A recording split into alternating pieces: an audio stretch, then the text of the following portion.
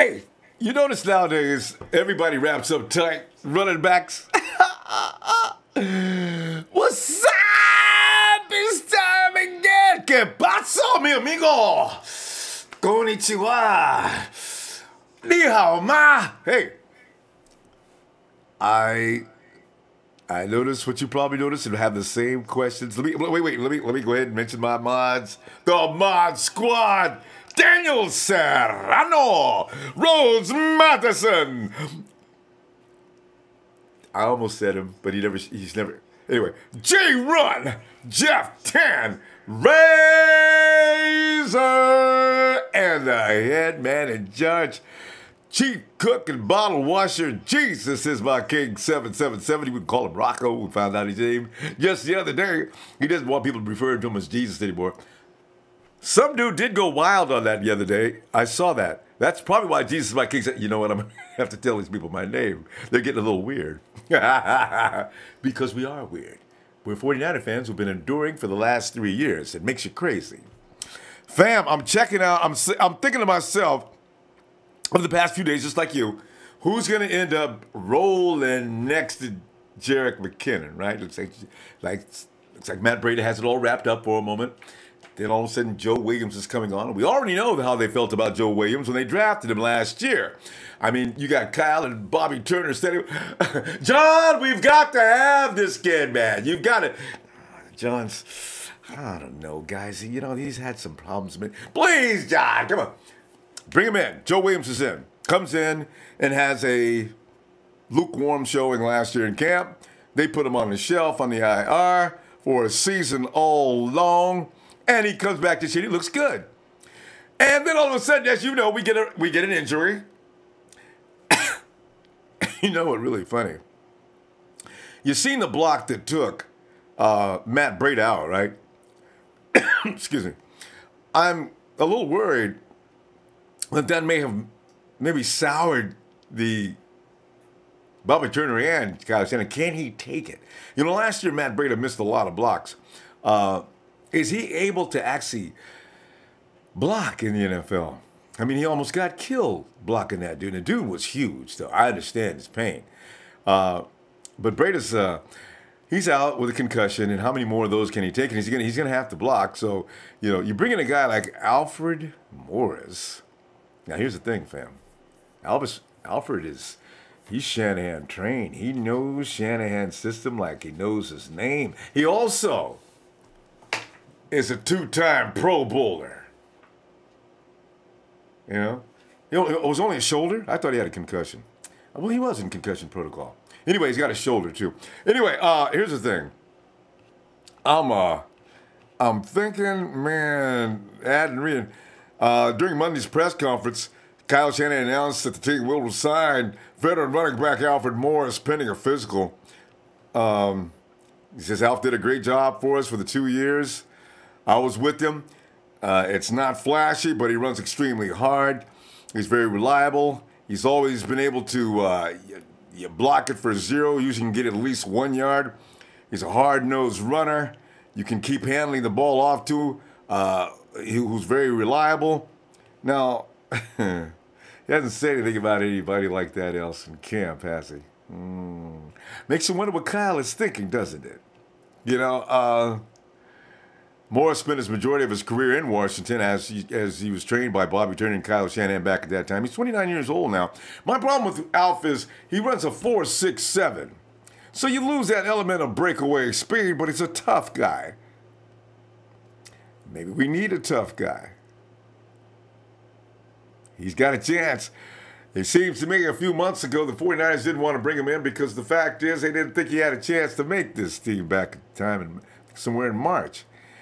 Now, all of a sudden, he calls Alf up, and Alf's probably got to say, so you're calling me because you say I may have a chance to make this team. Now, you and I both know how many spots are going to be made available for the running back.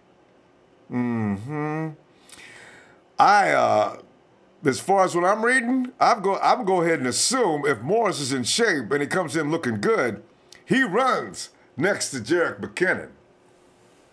That's just my thought. And the third surplus spot will be for whomever wins from the 4 guys left in training camp. I'm 2 times Pro Bowl.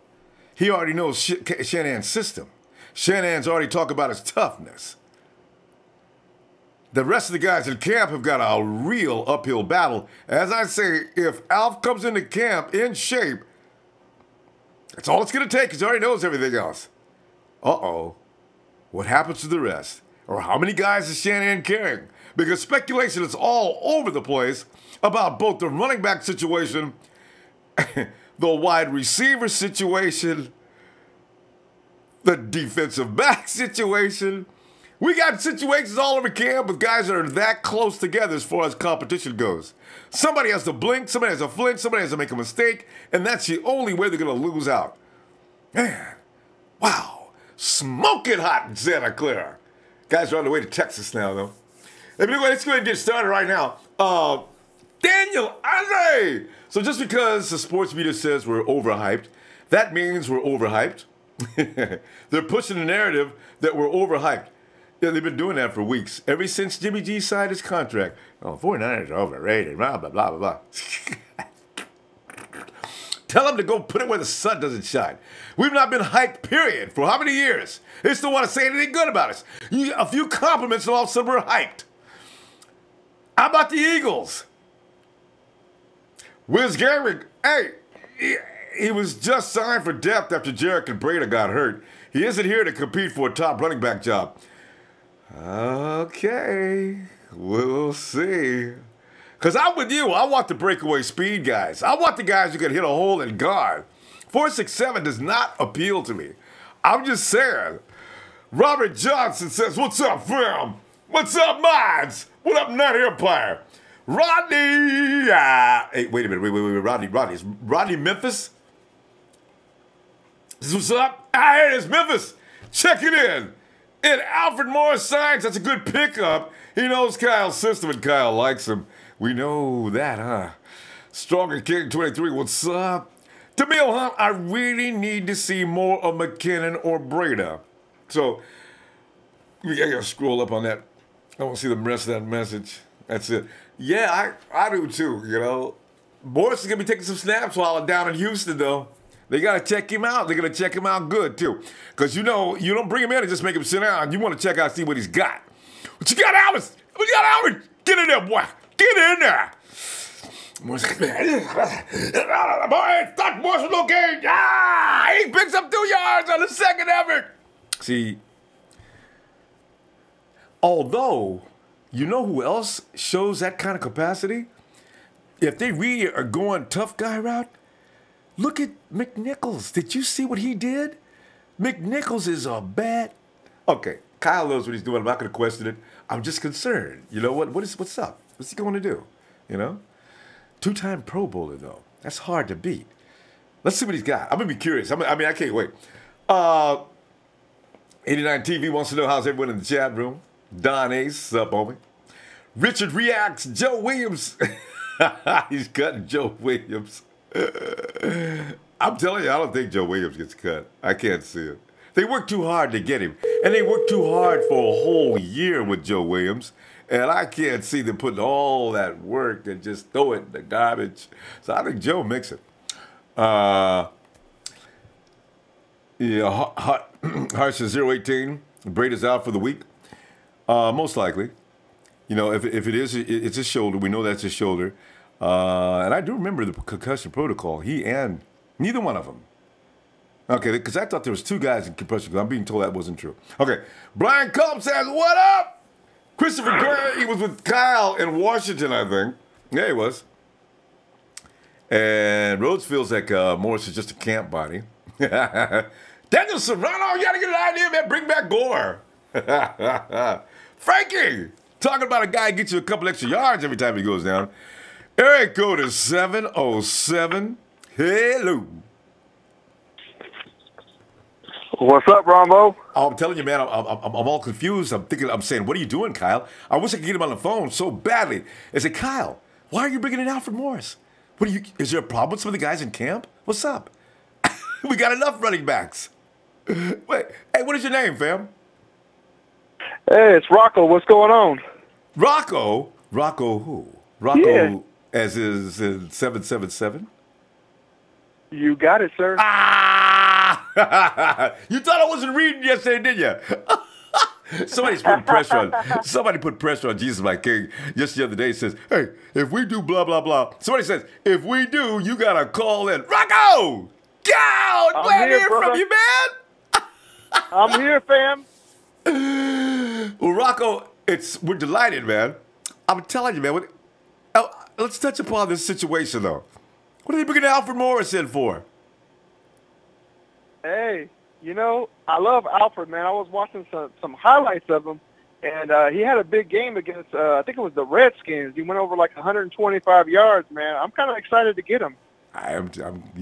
He's going to show him and teach him some things anyway. So, yeah. Exactly. That was when he was the Cowboys, right? He had to be. Yeah, I think, yeah, it was when he was with the Cowboys. Yeah, he had like 125 yards and one touchdown. I guess speed doesn't matter with him. He's like Frankie. He just gets yards. He's good. Yeah, he's good at finding the holes, man. See, that's a big plus. Exactly. All right, okay. I can't wait till next Saturday, Rocco. Oh man, he's going to be in there because I don't think McKinnon's going to play this week. They're going to let that leg heal, and we already know it's going to be Alfred Morris and Joe Williams. Yeah, definitely let McKinnon sit out for a while. Let's see what Alfred can do. Let's see what he can do.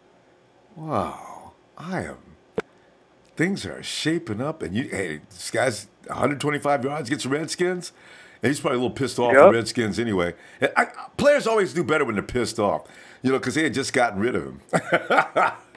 So hey, you mind if I give a quick shout out real quick? You please do. Yeah, I'd like to give a quick shout-out to J.D., Rhodes, Jeff Can, Razor, Daniel, and J-Run. That's his crew. That's the Mod Squad. Yes, sir. Well, Rocco, I'm telling you, man, let's see what happens next. Rocco's going to get back to work. That's right. We're going to talk to you a little later, fam. We'll see you all afternoon, well, during the course of this evening. All anyway. Right. All right, fam. Yes, sir. Yes, sir. I'm on the clock. I got to get out of here, folks. Bye. Right, have a good one, y'all. Jesus, my King, 777. You thought I forgot his name. Hey, and let's get James in here to shed some light on the sudden developments in Santa Clara. James, What's up, Ronbo? How you doing, man? Man, I'm just, it's like watching a TV series. You go from one, this is better than Hard Knocks, but in real life, ain't nobody keeping no cameras on it, no reality. But Alfred Morris being brought in, talking about building a fire under these guys. What's up? It's really two things that I think are brewing right now. Well, James, you got the air blowing into your mic. Hello, can you hear me now? Yeah. It sounds like somebody's getting a haircut now. All right. Well, I know it's hot, James. But maybe just as long as it doesn't blow directly at your face and into your mic. Yeah, I've got it. I actually just cut it off now. I don't want you to burn up. All right, go ahead, James. No, that's all right. That's okay. What I was about to say is I think two things have played into the Alfred Morris signing. I think, number one, Breida threw that block and wound up with a concussion and a shoulder problem. Yeah. Now, it was kind of like that was one of the knocks on him not getting drafted because, you can be a great running back, but if you're not great at blocking, you're going to get a quarterback killed. That's what's going to happen. And maybe we got away with it last year a little bit because basically most of the plays he was in there with either Kyle Juszczyk or Carlos, somebody, that was like the lead blocker in front of him. And then I think, you don't know. We're saying we hope we see in week one. We don't know what's going to happen with that shoulder. They're saying no structural damage now. But what happens week one when he starts to practice and he gets banged on that shoulder? You understand? You don't know whether he'll be able to get back in the lineup or whether that's going to leading to, all right, let's have him go see the doctors, keep him out another 4 or 5 games and all that. And I'm going to tell you another thing I do believe. The worstest thing could have happened, even though I know it's preseason and the games don't count. But when you're trying to make a roster, everything counts. And I'm telling you right now, I believe Shanahan has went to Bobby Turner and said, Bobby, what do you think with this situation with Mostert? He's probably said, listen, Kyle, this guy ain't going to cut it, okay? I know we're in preseason, and I know that, this is their first game since last year, but this fumbling is a continuing thing. What are we going to do? And it just so happened, Rita gets hurt. Wait. McKinnon. Hey, James, I got to tell you, your sound quality, it sounds like you're standing outside the house yelling in. You got a microphone there or anything? Because your sound is really, it's kind of distant. Hold on 1 second. Hold on. Can you hear me better now? Yeah, it's a little better. Okay. Hello? It sounds like he's moving furniture around. Go ahead, James. Let me hear you see it. Yeah, so, I think really that's one of the problems. We got one that can't stop fumbling. It's the reason why he's been on, this is his, fourth team in 4 years?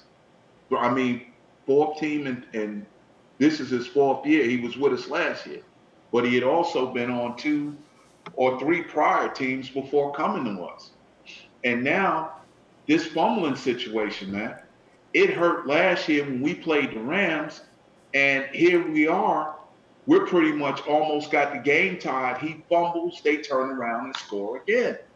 Oh, but James, I really don't. I just don't like that call. That was not really a fumble, James. Okay, I understand what you're saying, but I like the way Mostert runs. I mean, to me, he's just not. He just can't hold the ball, man. That's why he's been on. I mean, look up when he got who drafted him. I think it was the Miami Dolphins. They let him go. He went to. No, he's always been an undrafted free agent. Okay, okay. He just it's the reason why teams have passed on him, and he was an undrafted free agent. I get that part of it, but when teams pass on you, that's telling you something. And I do believe that, Shanahan is looking at this situation. You got McKinnon getting hurt with a leg strain. Breida, we're not sure if Breida can really block, and we paid Jimmy Garoppolo $137.5 million, and you're going to have a running back that can block. Now you look at Joe Williams, how he was pancaking some of them big D tackles of the Cowboys. He was blocking well. Matt Breida tries to do a block like that, and now he's got all kind of medical issues. A shoulder, don't know where he at. Okay, walking to the wrong sideline probably. Somebody, hey man, where you going? Come on back here. Oh man, I thought we were going to get the subway. Nah, you ain't going to get no subway. Come on back here, man. And he, it just kind of, it is what it is. They're setting this team to go forward to win, to not only get to the playoffs, but to go and be in the last game of the season. True. You got to have players you can count on, man. And right now, Matt Breida throws one block, and it's a shoulder and a concussion. Joe Williams ain't played. Go ahead. Joe Williams ain't played since last season, since last preseason. He goes out there, he's blocking well, he's running the ball. The holes could have been open a little better, but these are vanilla plays they're running. Yeah. If you notice one thing about the game, Jimmy Garoppolo didn't throw one pass out of the backfield to a running back. Yeah. And that whole offense is predicated off of the running back coming out of the backfield on back screens, outlet passes in the flat, and they didn't throw one pass to nobody. That's true. Okay. Yeah, we gotta wait for that. That's it. Yeah. You don't know who you're gonna cut, James. You can't be exposed to too much playbook. But James, we gotta stop. But when they're getting hurt and they're fumbling the ball, you can pretty much believe that there's going to be a roster opening. That's true. But James, I'll never agree with that fumble, though. I still say the refs blew that call. That dude was laying down on the ground for a half an hour before they decided it was a fumble. That wasn't right. Well, that ball came out of his arm. Now, if he was on top of another player and it came out, it still came out. Look at if you pay attention to some of the plays that Joe Williams was running the ball, he ran all into traffic with 4 or 5 defenders around him. Hey, Joe is doing. You're right. Joe is doing a wonderful job. I ain't got no gripes with him this year. None at all. But James, we got to stop. I'm gonna tell you what, James. I'm looking for you tomorrow on Red to Go Radio. All right. Yeah, man. Not a problem. Thank you for having me, Ronbo. Always appreciate you, James. All right, man. See you. Night, James. Night. Oh. What up, y'all? Well, y'all mean you ain't got no sound, by the way. Hey, let me. James is my king. Thanks, fam. He says, I love you, Ronbo, and I love this chat room. I love my Niner fam. This donation is to you from all of us. James is my king. Thanks, fam. Always appreciate it. And there he is. It's Yamil. Ronbo, what's good with you? I'm sitting there wondering what's up. Kyle Shanahan has brought in your favorite dude. It's Alfred Morris. Yo, it's crazy, Ronbo. It is crazy. Like we got the 4 horsemen and shit. You know what I'm saying? It's Williams, Morris, and Brady. Yeah. I agree with James. What Mr. James just said. Like, you know what I'm saying? Joe Williams, he was putting in work last week. Like, I know it's only one game, but no, he's been doing well all season. Like, as far as like blocking and all that shit. Yeah. Like, I think that, you know what I'm saying? Them some big ass motherfucking linemen. Like, you know what I'm saying? Brady's like, he probably like 5'7" or something. He's I believe he's 5'8", 5'9". He's fine. You know what? Did you see? Yeah, you see the game? You see when that big mule fell down on top of him? Poor little guy, man. He was just laying there, wasn't moving. God. Like it was. It was Brady's fault. It was Brady's fault a little bit because, when he hit him, he led with his head. You see what I'm saying? Yeah. And that's how he got injured. Oh man! Like I see what what Mr. James talking about, and I see what the reason why Kyle Shanahan made that move. Like, you know what I'm saying? Yeah. Because he's the kind of guy who can get taken out at any moment. But here's the thing. If I start the game with 2 running backs, I normally can't activate 3. So that means I still got to go that game with one running back until the following week. This is the only thing that bothers me about how they do this. Because you're not going to activate but 2 running backs, and then you got the other guys deactivated and just standing around waiting. He can't do a thing for you on that play day. That's real scary. Ronbo, I'm gonna say this. Like, you got McKinnon's. You got McKinnon's being the starter. Yeah, and just because he's got so much to his game. He can run for you. He can catch. He can run routes. He can be a slot. He can do a lot of things. So yeah, he starts. Who's starting next to him? Because I said that, but how do you feel? Are you starting McKinnon? It got to be Joe Williams. Because Alfred Morris, Ronbo, I'm about to go in. Alfred Morris, I respect, he a power back. I'm saying, he gonna get us, that first down. You see what I'm saying? Goal line, we scoring. You know what I'm saying? Touchdown. Like, you know what I'm saying? Yeah. But, since you picked McKinnon's, I got Joe Williams. Like, you know what I'm saying? Baby Hurst. Like, you know what I'm saying? I'm riding out with Joe. Like, you know what I'm saying? I'm a huge fan of Joe. I ain't got a problem with that. I'm just figuring the 49ers paid Jack McKinnon a lot of money. I don't know how he's going to be a backup, but we'll see. Because, you got to play to win, regardless of who's getting paid what, right? So you may, Joe may go crazy this weekend. Hey, Ronbo, like, you know what I'm saying? Like, I mean, damn, what we talked about, like Ronbo, like we're gonna be doing a lot of screenplays, and like, you know what I'm saying, like that's what's gonna help out McKinnon and Joe Williams. Like, you know what I'm saying? I think Alfred Morris, like he gonna take over the second and 5 and the third and 5. Like, you know what I'm saying? But you know what Kyle's gonna do? Kyle Shanahan, when you see second and 5, third and 5, you can look for TT. That's Trent Taylor. As soon as Trent Taylor hears it, 49ers, second and 5, Trent don't even wait. He just runs on the field, because he the man. Right. So I don't know. They may alter things though, make it a little more surprising. I don't know. It's too early to see. Right. Shanahan's a crazy dude when it comes to play calling. Right. Now I'm gonna say this. I know people gonna have their opinions. Like a song, that's my old head. Like, you know what I'm saying? But if he don't make the team, we need AJ Green. You know what I'm saying?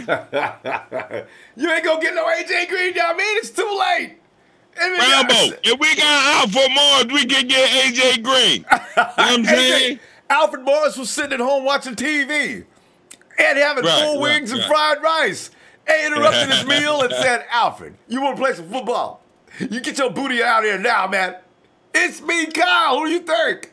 I'm in Santa Clara. He was available. I don't know how he was available, but he was. AJ ain't available unless you want to give up a first or second round draft pick. Hey, maybe not so much as a first round pick, though, now. You could get AJ for a third round. He's getting up there. Look, Ronbo, that's a what if. But, we could trade Gasson, and the draft pick for AJ Green. But, that's a what if. I'm just saying, on a what if. Here's what I want you to do. You call that lady you like to call in Santa Clara and ask to speak to John and see what he says. Because we got to stop, though. Say no more, Ronbo.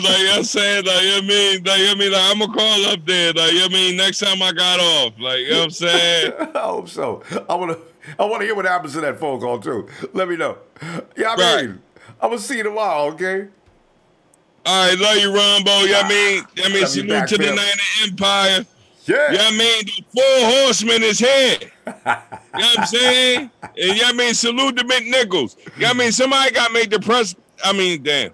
Rambo, somebody got to make the practice squad.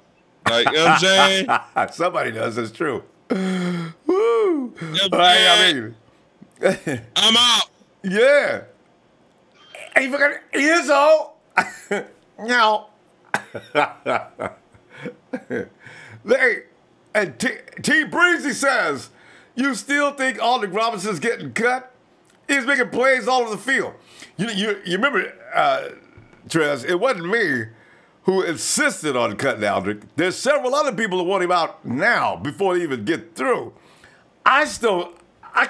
You make a good argument. I bought the argument.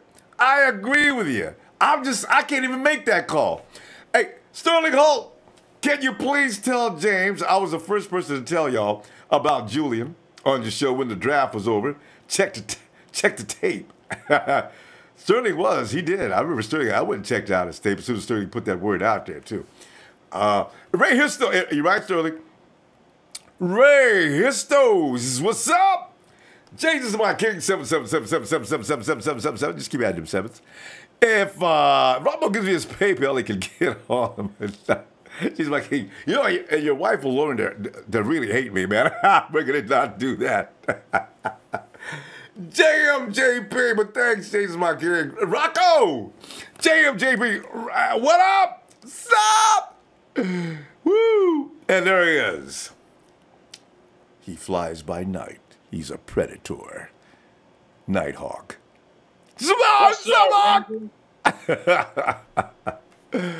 Nighthawk! We got Alfred Morris, man. Yeah, I heard about that news. Yeah. And Nighthawk, we got 20,000 running backs. Can't all of them make the team? I don't know, Nighthawk. It's looking a little crazy out there to me. What'd you bring in Alfred Morris for? Because Shanahan likes his toughness. I think he's a little concerned about Matt Breida. I'm not sure. Now, you got your TV going? You might want to mute that because it's running into your mic. Hold on. Let me mute it. Give me a second. All right. Yeah, mute. Yeah, James brought up a good point. You know, Matt Breida throws a block on a 260-pound lineman, and then he has to go to the hospital. See, that means a lot of bad things. That means, number one, Matt Breida's got to have at least 3 bowls of oatmeal for breakfast, not just one. He's got to have at least add 10, 20 pounds to his lifts every week. I don't know if he can handle it, especially you got to block. Is he injured or no? Yeah, his shoulder got screwed up. I don't know how serious it is. They say it's not, but you know how shoulder injury goes. That could last all season long. Yeah, because somebody said to me that if Garoppolo's out, that's it for your season. If Garoppolo goes out, boy, I tell you, yeah, you know it. Whoa, my God! Don't even talk like that. I be saying things like that, man. It's bad luck. It's not me. It was this guy at the job told me. He said that you better. I hope you get him back on the field. You might not be back in the field. No, wait. Is he talking about Matt Breida? Or is he talking about Jimmy G? Jimmy G. Oh yeah. Hey, but you know what? Just about every team in the league. Look at the Patriots. Who their backup is? It's Brian Hoyer. And look at that clown over in L.A. named Mannion. He can't play no ball. The only team that can actually do without their starting quarterback is the Eagles, and they proved it with Sproles. Nick Foles. Yeah, Foles is like the only quarterback, I think, second-string quarterback in the league that can play like that. That was crazy. So who's the backup for Garoppolo?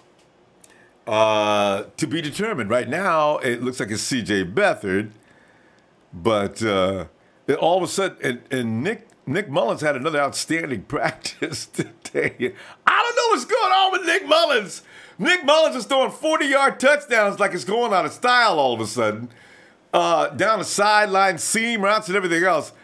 We'll see. Like, I don't know, man. I don't know what's going on with Nick Mullins. CJ, all of a sudden, he's having to hold that dude down. So we'll see. Yeah, because somebody told me about him he got hurt. I said, what? CJ or Nick? No, Jimmy Garoppolo. No. Jimmy's fine. He didn't get hurt. Don't listen to that. Jimmy Garoppolo's about as healthy as you're gonna get. Somebody says Jimmy got hurt or something. Yeah, tell him where to go next time you see him. They're messing with you, Nighthawk. Jimmy Garoppolo is not at least bit hurt. Okay, tell you right now. Oh, okay. So I got the wrong message. Yeah. Who gave that to you? It must have been a Raider fan or a Rams fan or a Patriot fan. You're in that area, a Washington fan. Yeah. I think it's a Washington fan. Yeah, he's a Washington fan. Nothing wrong with Garoppolo. Next time he starts, tell him, man, get out of my face with that, man. Ain't nothing wrong with Garoppolo, and you know it. I told him that. I said, you playing. He's okay. No, I said, yeah, whatever. Yeah, there you go. That's how you handle that. Anyway, hey, so it looks like Nighthawk's going to be Joe Williams and Matt Breida. I'm not sure what's going to happen to him there because he can't take a shot. He's going to be in big trouble. You got Jeremy McNichols, who looked awfully good the other day in that game. Now you got Alfred Morris, 2 times All-Pro. It's going to be hard to cut people. I don't know who they're going to cut. If Morris looks good, that's going to make things real complicated in that camp. You know what I like in that game? That receiver who scored that touchdown. James. Richie! When I came home last night, I had a trophy with me. You see, Richie James is going to be, that boy is going, he ain't getting cut. Dude. I think this keep him, Goodman. Oh. Goodwin, yeah.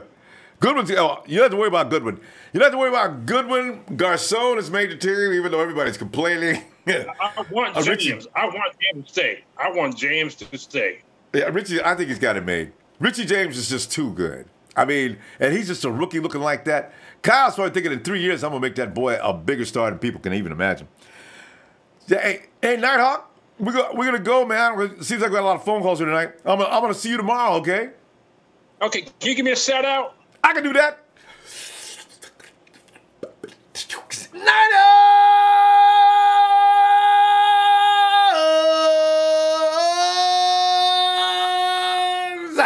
Hawk!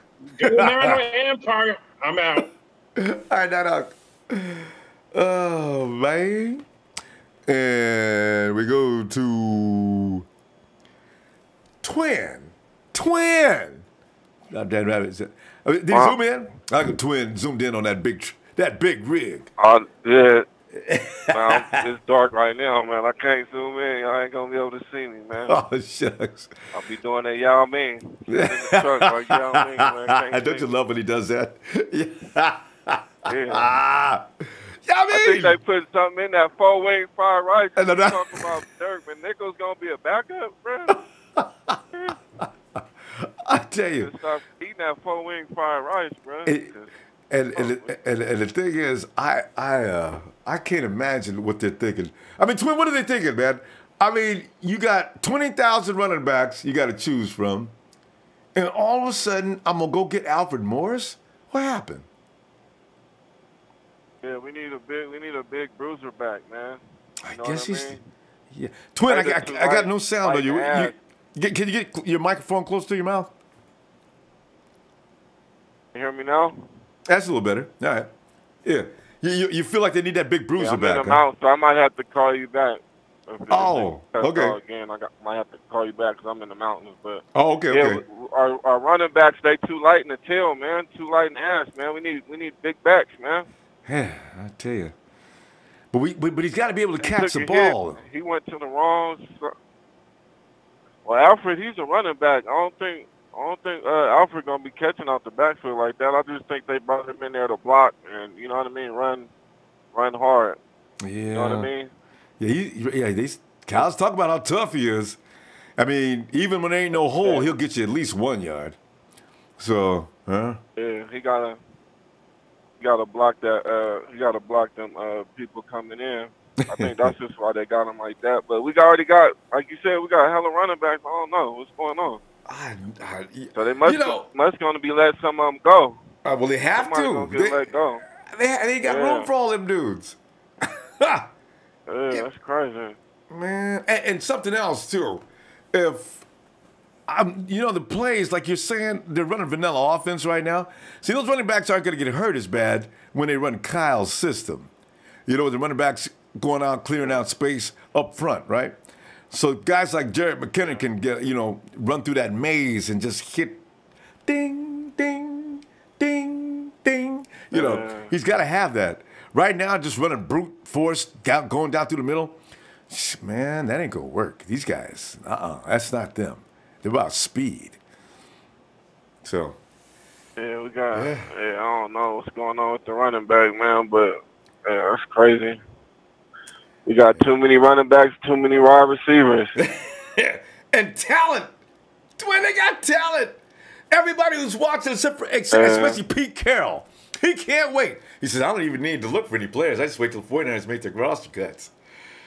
Dang it. He could get some cornerbacks from us. He can get a couple of running backs Lions from us. Game, man, that home opener. Shit. Damn. Ready. Oh. I'm tired of all this practice and preseason stuff. I'm ready to get to the real deal, man. Real deal Holyfield, man. It might be exciting this weekend, though. We're playing against Texas. Texas got a good team, man. I don't know who's playing, though. Yeah, that's going to be hard.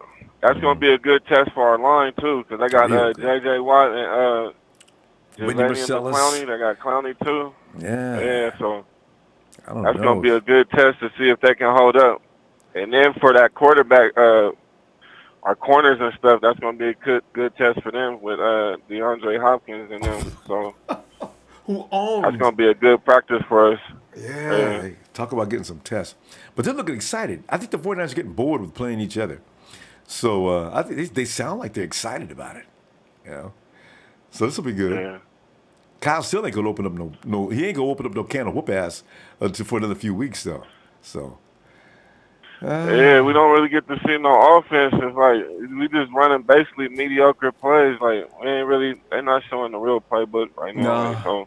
Nah, that's all vanilla. They're not even really gonna get to practice. The only practice they get is when they in the practice on up in Santa Clara. You know what I mean? That's when they running like real plays that they're gonna do. So it's not like I don't think it's really gonna help us. I think it's just helping us like matchups with like defense, that O line. DeForest and them look good against. They got that sack against Dak. I like that.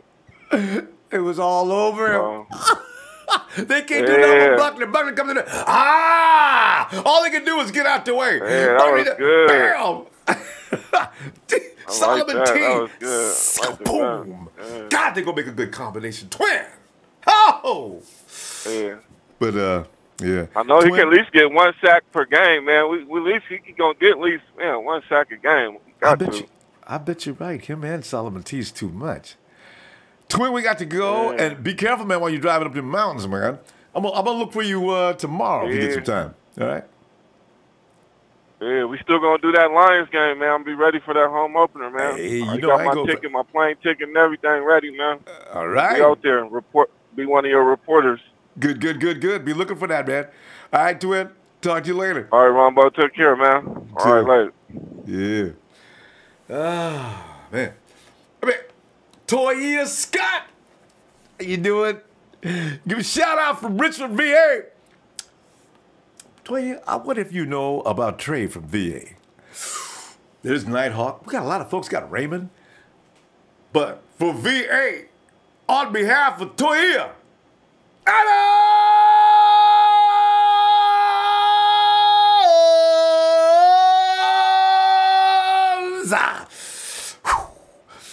and Josh Charles is Therese. You pronounce that E-S. He says, Dr. J says hello. Dr. J, Julia Serving. He was Art Bell's producer, huge 49er fan of the faithful. All right. Ike Walk. Ike Walker says, I think Brady will be Joe. I think Brady will be Joe Williams. This is going on IR so they can keep him. Oh, here we go with the IR. And you know how they use that. You're right. They used it last year. Jesus, Mark King. Thanks, fam. And let me give you one. And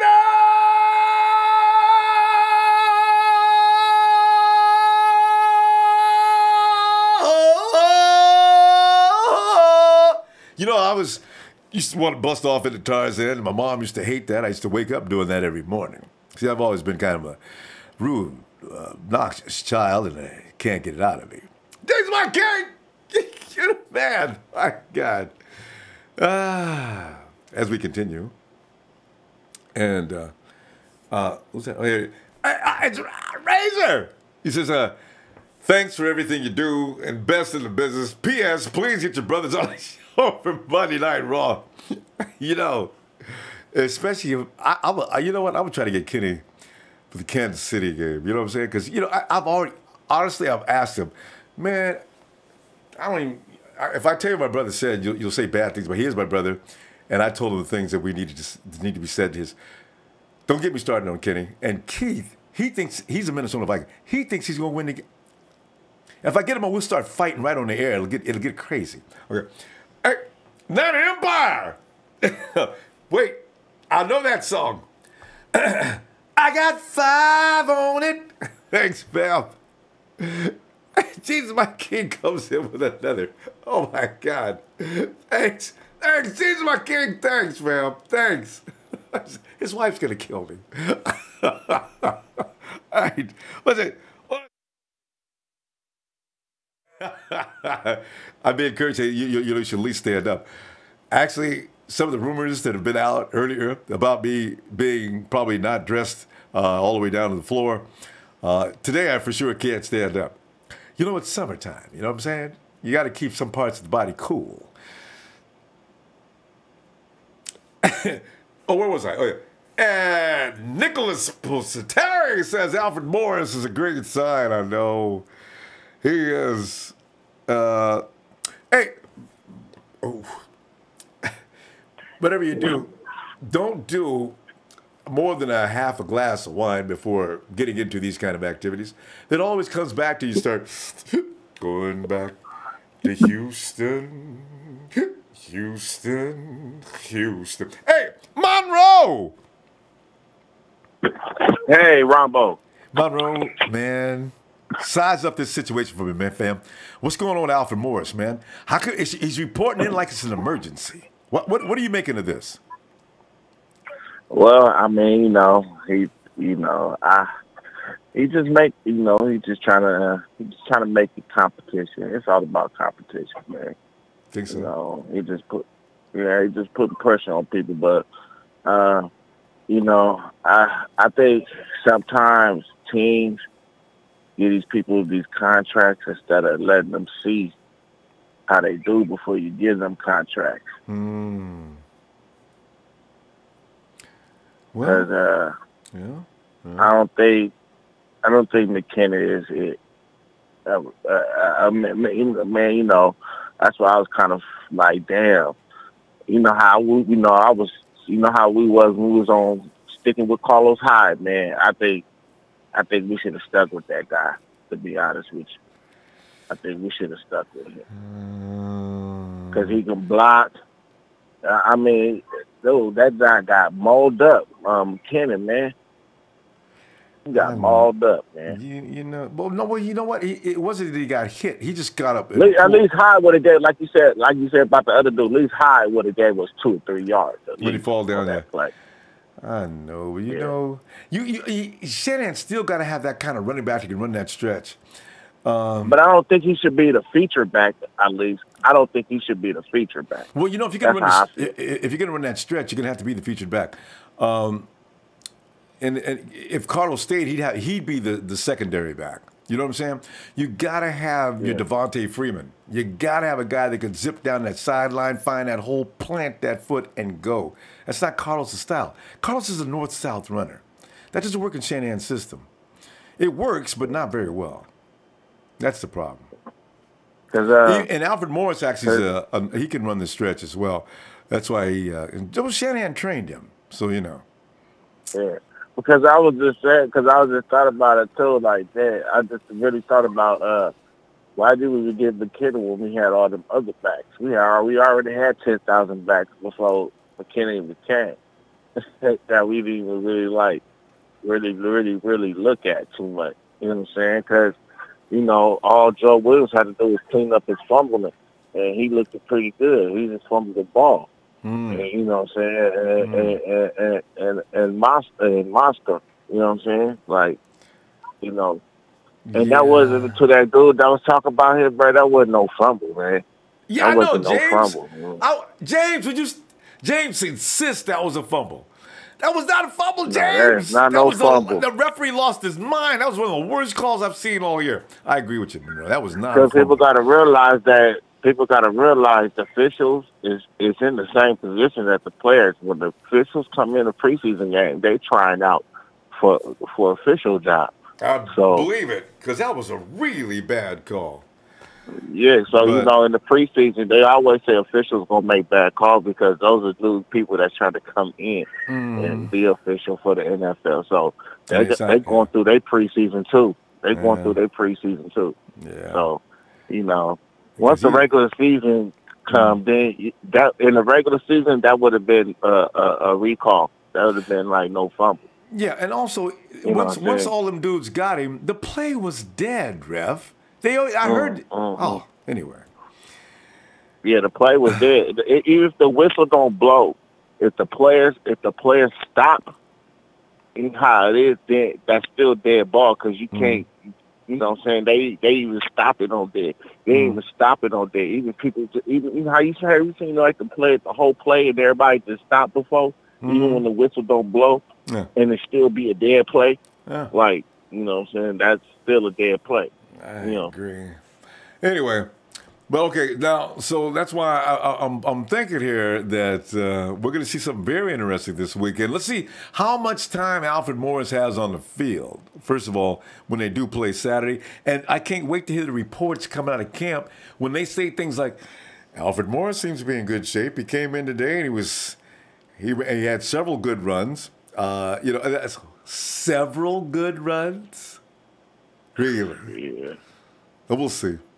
Don't even get too excited. Yeah, we'll see. I mean, because I just feel like, because I just feel like, Joe Williams could be. I think he'll be a better starting back, and then you add a McKinnon with it, like you miss it, like a Mitch and Max type thing. But I don't think McKinnon. I don't think. I don't know. He got ate up. Okay, man. Too early to make judgments. Monroe, I'm telling you, too early to make judgments. You got to wait till they get the blocking schemes out there and get things set up. They're running vanilla offense right now, and he's just running into the brick walls. Offensive line has got to get better. Patient. I'm gonna wait it out. I'm gonna wait it out and check it out. But you'll see a different McKinnon. That's still in the back of my mind. Yeah. No. This is what they're doing now is not set up for him. He's got to have those that offensive line get out in front and run them blocks. His quickness will take care of everything after that. So yeah. We'll see, man. All right, I'm gonna let you go. All right, I'm gonna let you go. You got to give me that holler, No.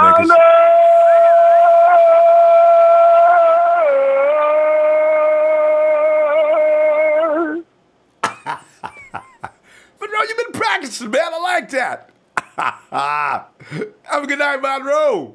Good night, Ronbo. Hey. And Rhodes Madison, one of the Mod Squad, thanks, fam. Says we love our Niners king. Oh, man.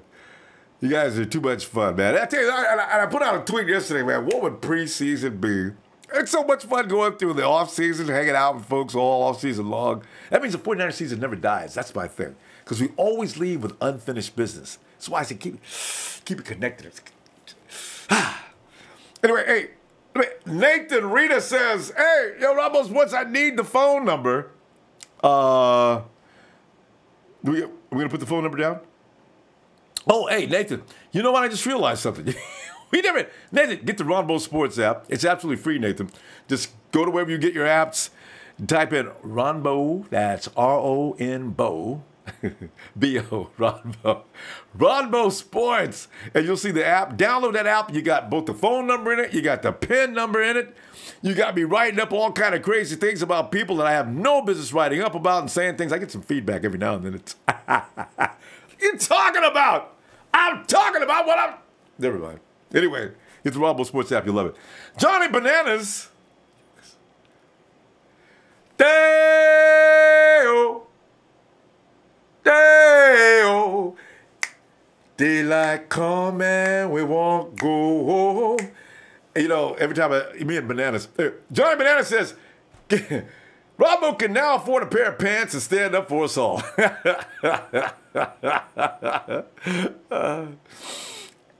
In the cooler months, okay? Because if I stand up and show you my little boy shorts, you're going to laugh at me. I just know it. I like boxers that are kind of fun. You know, I look down at my own boxers and it just gives me a big smile. I know it's weird. You've got weirdities too. You just don't want to share, okay? Don't talk about me. Don't judge me. And Razor says, please get a McGlinchey jersey with his money.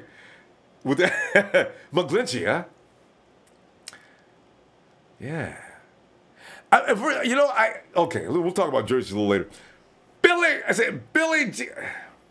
Billy G in our 2003. Yo, Ronbo, I'm going to 49ers in this Raiders game. Yes. Man, that's going to be a game, ain't it? Daniel Serrano says, thanks, Daniel. It says, what will Rudy's first 49ers jersey be? and Rudy's probably at home now. He's got his jersey on now. He's got his 49er cap on. He hopes nobody comes over and knocks on the door. He'd have to get. I mean, can you imagine Rudy coming to the door with topless? Whoever's at the door says, "What are you doing?" No, I was just coming out of the bath. I was out of the shower, and I didn't have a chance to put on anything but my pants. Comes in. Rudy forgot to get rid of the jersey, right? Hey, man, what's this? What's this? Oh, I was using it to wash the car with. No big deal. This guy just gave it to me. I thought, as a gift, and I thought I'd just use it. How come it's not wet? What do you want, man? You want to come in and have a drink or what? Come in, man. Rudy, I'm going to put you in a series. I'm going to write the whole show for you. Fan Life 1, 2, 3s. I would rock a Ronbo Sports t-shirt in a heartbeat. Let's make this happen, fam. Fan Life. Thanks, fam. Actually, we'll get back to you on that one. Area code is 318. 318, hello. Hello. Hey, who is this? Where's say Ronbo? This Hey. is G-Dub calling about Shreveport, Louisiana. G-Dub out of Shreveport, Louisiana. What's up, G-Dub? Yes, Am I right? sir. It's G-Dub. 49er fan for life. That's the way it's supposed to be, fam. From the cradle Hey, to the I've been grave, watching- red and gold.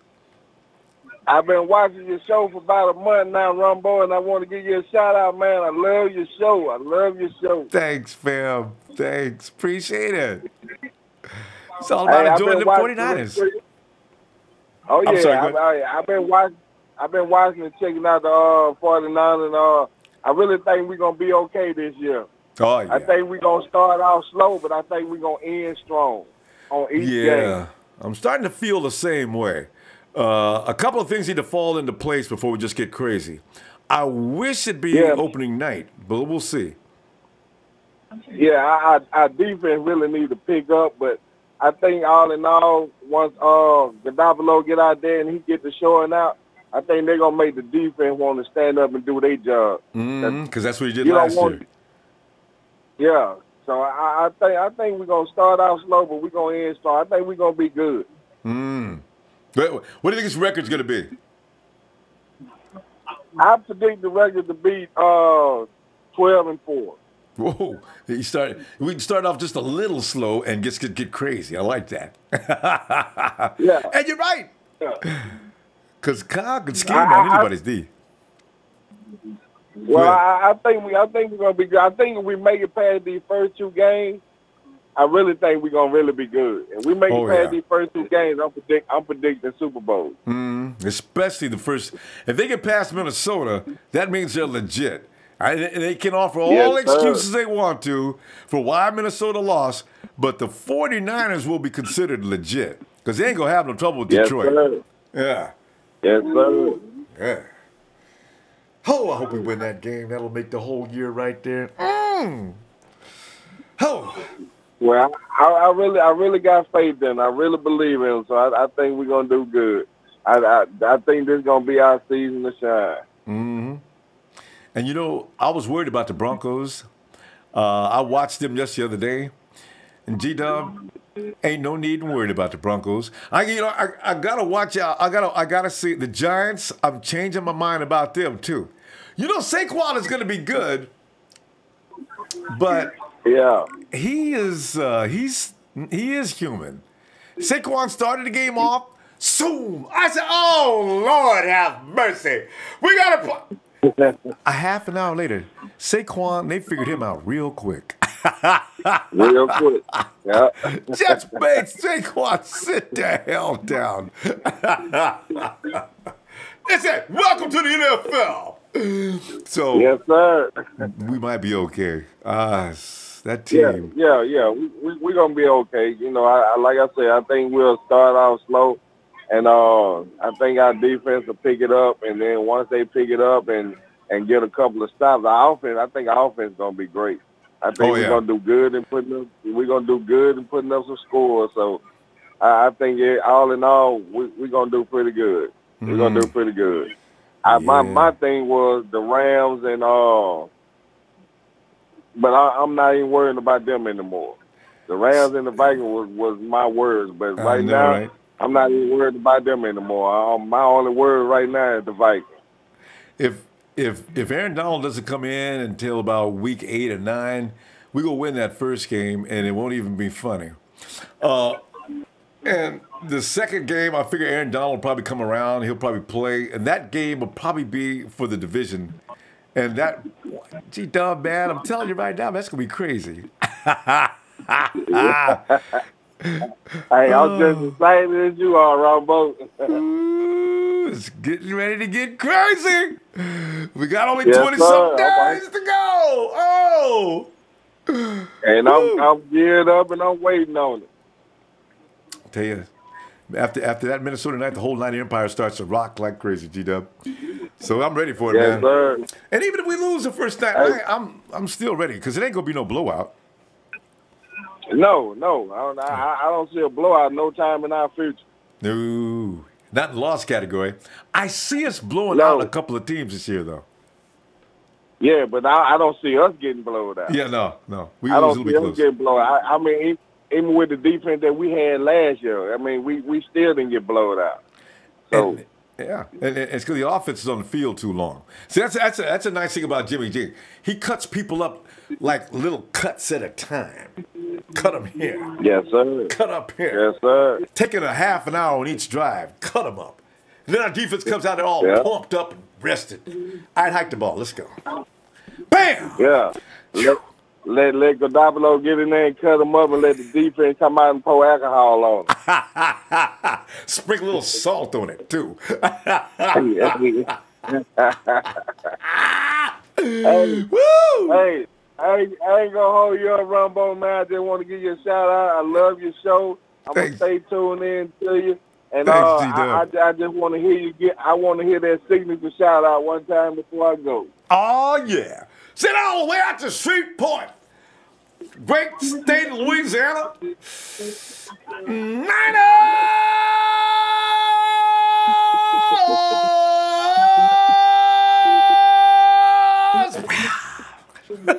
G-Dog, be looking forward to hearing from you again, I love it. All right, Ronbo, you take it easy. You too. You too. Area code is 415. 415 on it. Who is that? Hello. 415. 415. Hurry. Hey. Hey, what's up, Ronbo? Hey. And what is your name? This Cheddar Man. Who? Wait, what? This Cheddar Man. Wait, did you say Cheddar? Cheddar Man? Yeah. Cheddar Man, yeah. I like that. Cheddar Man, what's up, man? What's up with it, Ronbo? Man, we're in here talking about what we're going to do, and we go talk about. Also, we talk about what is Alfred Morris doing coming over here all of a sudden. I mean, Cheddar Man, it's like August what? We're in the middle of the month, a few weeks away from the season. All of a sudden, I mean, Alfred Morris is on the phone. Kyle called him. Come on over. I'm gonna meet you in Houston. We'll pay for the ticket. Don't worry about it. What? Whoa, Kyle. Oh, yeah. This sounds like a move that you needed to make. How come? I don't get it. I do a little bit, but I don't really get it. I kind of get it. I kind of get it, man. I definitely get it. In that game, Mostert fumbled. I'm sure they wanted to give him a bigger load, or they're considering giving him a bigger load, but then they got faced with the reality that dude been fumbling since he was in Philadelphia. He really like a kick returner. He played for Philly? Yeah, he was an Eagle. That's where we got him from. I guess they released him, but that was his issue over there. He used to fumble in the preseason. So, I didn't know about his history. I'm sure they like to give him a bigger load, but until he proves that he can handle it, he doesn't deserve it. Yeah. So I think the bigger move is I wasn't sure if we was going to go with 4 backs, but I think now it's a fact. We're going in the season with 4 backs. You know what I'm saying? I think Mostert probably will get that kick return role or that special teams role, and what's the name? The 2 small guys will get the carries. Jack but McKinnon. I'm kind of concerned about that, man. Because both of those dudes, Breda and McKinnon, yeah, they both 1 hit away, man, from being banged up. So So that's why I kind of get the Morris move. It kind of makes sense because Shanny said it today. Like, he's durable. To me, he's calling people out when he talks. I know, like right? He said the guy runs hard and he's durable, and he's like pretty much he's consistent. And I think that's the issue with Joe Williams right now. That's the issue with Mostert. Guys aren't really consistent at running back position. You know, they may be consistent at kick returner or special teamer, but he's looking for a guy because whoever that third back is actually going to get some run. Like I said, both of these dudes are not built to carry the load, so they're gonna probably want to show you all three backs week after week. They're not just going to go heavy with McKinnon because they're going to get him hurt. And he's not going to be able to carry the ball 30 times a game. That's not him. He may be able to touch it 30 times in a game, but they're going to have to throw it to that dude over 10 times a game to really get him active. But that's why I heard a lot of the writers saying that in camp, Brady actually looks better running the ball. He runs hard. And then Williams is like, somebody said Williams is one of the fastest ones. Like, he's the most electric. So I don't know, man. I'm confused. I really like Williams, but I think they're challenging him. Ultimately, I think he's the one that's going to be challenged the most to win that spot. And if he don't win it, hey, it's another job somewhere in the NFL for him. Because I do think he's talented, but I think they're looking for consistency, and he hasn't gave it so far. Well, Cheddar, man, I mean, you just broke a bunch of hearts, man. It's that sounds like the truth, the whole truth, and nothing but the truth. So, it really did. Man, I can't argue with any one point you made. I'm just speaking my opinion. You know, we all sports fans, we all have opinions, but we're going to see how it all pans out. Like, I hope the best for our guys, because Morris is not one of our guys. So I want our guys to win the position, but if he's the best football player for the role, and I'm sure the role is going to be strictly to run that ball between the tackles, man. You know what I mean? Like, and if he's the best guy for that role to get these tough yards, that big body back, hey, he can have it, right? Because we need it. And that's what Kyle pointed out. He said even when there's no block, he'll get you at least 1 yard. In other words, you'll never get him caught in the backfield. And right. Yeah. So So yeah, man, we're gonna see how that pan out. But it's another battle that I was intrigued with, and it's the Cole Hicatini versus what's his name, Dweller. Yeah, Dwelly. D-W-E-L. I think it's D-W-E-L-L-Y. Dweely, or is it two E's? Anyway, I think it's Dweely. Dwelly or Dweely. Right, Dweely, exactly. Yeah. So what's up with him? Because for him to be a rookie, I was impressed with what I seen out of him. More so, when I first saw Cole Hicatini, I was not that impressed. I know the coaches like him and stuff, but like you know, they say the eyes don't lie. The eye test, pass the eye test. Dude passes the eye test. Yeah. First time out there. Yeah. So I was like, is that a real battle between those two, or do they really want Cole to just take that, or is it really open for competition? You know, it depends on if Dweely can block. I think you got a point. I think Hicatini goes back to the practice squad because they'd rather have a tight end that can block. They've already got George Kittle for that role of catching the ball, and Dweely can catch. Did you see that play he made? And how was he that wide open? I was pretty impressed with that, too. I said, wait a minute. How did he find that seam? And he found it quick, too. And was that in the second half? So Nick Mullins hit it. Really. Boom! I says, whoa. That's that Dweely dude I seen film on. His film is, look at his college film. I don't know who put that together for him, but they did a great job selling him. I think he's awesome. He did a toe drag swag, Cheddar. What? Yeah, I was impressed with him and definitely Richie James. Oh, definitely Richie James. James. He should be a lock just considered off where he got drafted at and the ability that he's showing already. You know, he took all through camp, first time out. So if he can continue to be consistent in these preseason games, man, he definitely deserves a spot. Hey, a quick question. I hear a lot of people talk about Aaron Burbridge and how important he is to our team, especially our special teams. Do you think that he deserves a spot over Richie? No. Just because he's good at special teams? No. He can be added in another category or something, but nobody gets in front of Richie James right now. I tell you, besides the first five, Richie James is number 6. I've already made up my mind. Everybody else involved is, I don't know. No, Burbridge is not better than Richie James. Richie James is a playmaker. You know, you got your good football players versus your very good football players, and then you have that category, the playmaker. Game changer. Exactly. That's Richie James. Oh, he stays. Oh. Exactly, man. So we're doing a hell of a job drafting. Hey, all the people that are saying that we're going to the Super Bowl this year, they need to just stop.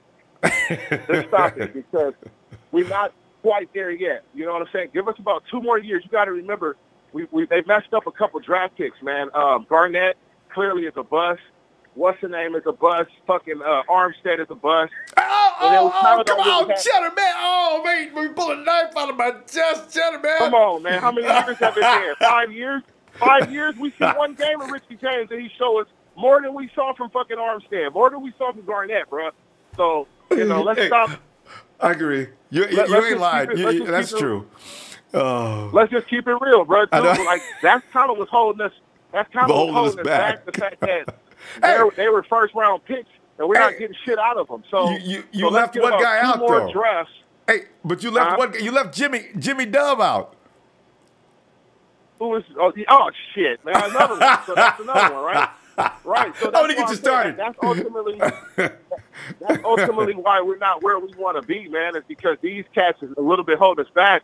But once we get, Kyle and them and our boy, what's his name, or John Wentz, they know what they're doing. So they're getting dudes in the 7th round and shit, and they're turning that shit over, giving us starters. Look, that's Colbert. Colbert is a starter. Look at Julian Taylor. So give us about 2 more years, man. And then we should be knocking on the Rams' door. But I think we're still going to compete with them. Cheddar, but don't put us in the Super Bowl. We got to go, Cheddar. I'll be looking for you tomorrow, okay? Good stuff, fam. Sounds good. All right. Oh, God. And Maya, Nicholas Pusateri, hey, what's up, fam? Thank you. And Maya 0724 says, I just put the baby down to sleep, took 2 steps, then I heard, Niners! Followed by,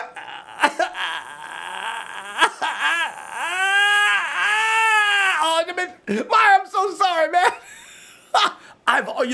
It's funny because I've always said, because I've always been loud, and I'd be over people's houses and babies in their sleep. Ron, you know what? It's good to have you over here. Why?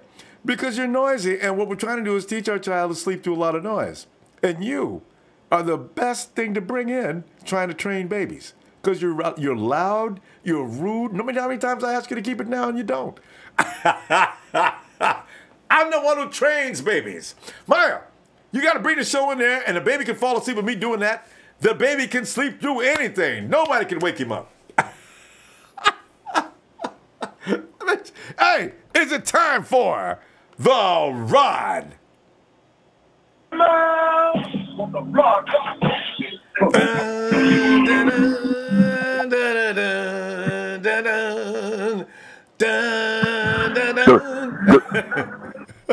Hey, the Rod says, give me that 49 chant with a little bit of that Frank Sinatra that you do in it. Niners!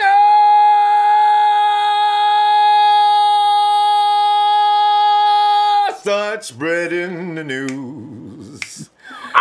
We're getting ready to take the NFC West belongs to the red and gold. Look out, because this goes back, way back. Hey, Rob, don't make me do Frank Sinatra, man. I'll be here all night, man. I'll hold the concert. Come on, baby. That's the way you bring me in, baby. What's going on, Ronbo? Hey, Rob, I'm looking at the dailies, man, and I'm saying, what? Because when they call up Alfred Morris, I says, we got a problem? We got a problem? But then, as you listen to what Cheddar just ran down and what everybody's running down tonight, it all makes sense, but I want to know the truth before somebody comes in and says, the truth! You want the truth! You can't handle the truth! I want to know, do we have a problem, Rod? I'm really concerned now. Well, the Rod says this right here, man.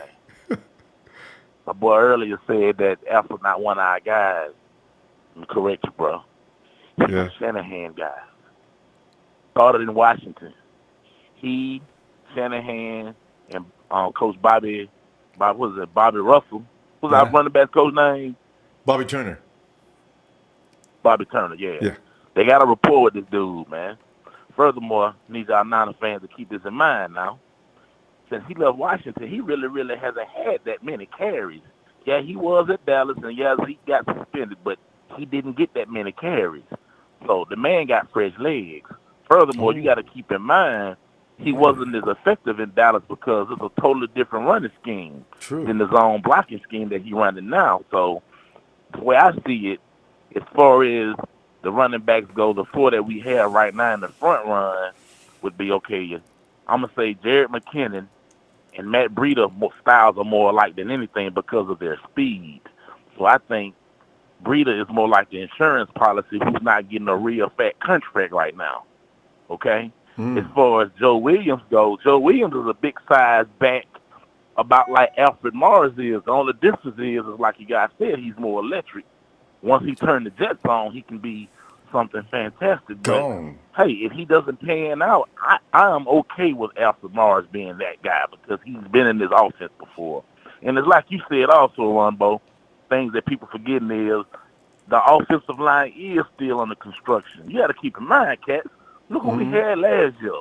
You know, Joshua Garnett might not be the guy. So we're still trying to figure out who those guys are going to be leading the way. You know, the chemistry's still being built, so just be patient. Be patient. Shanahan normally gets it.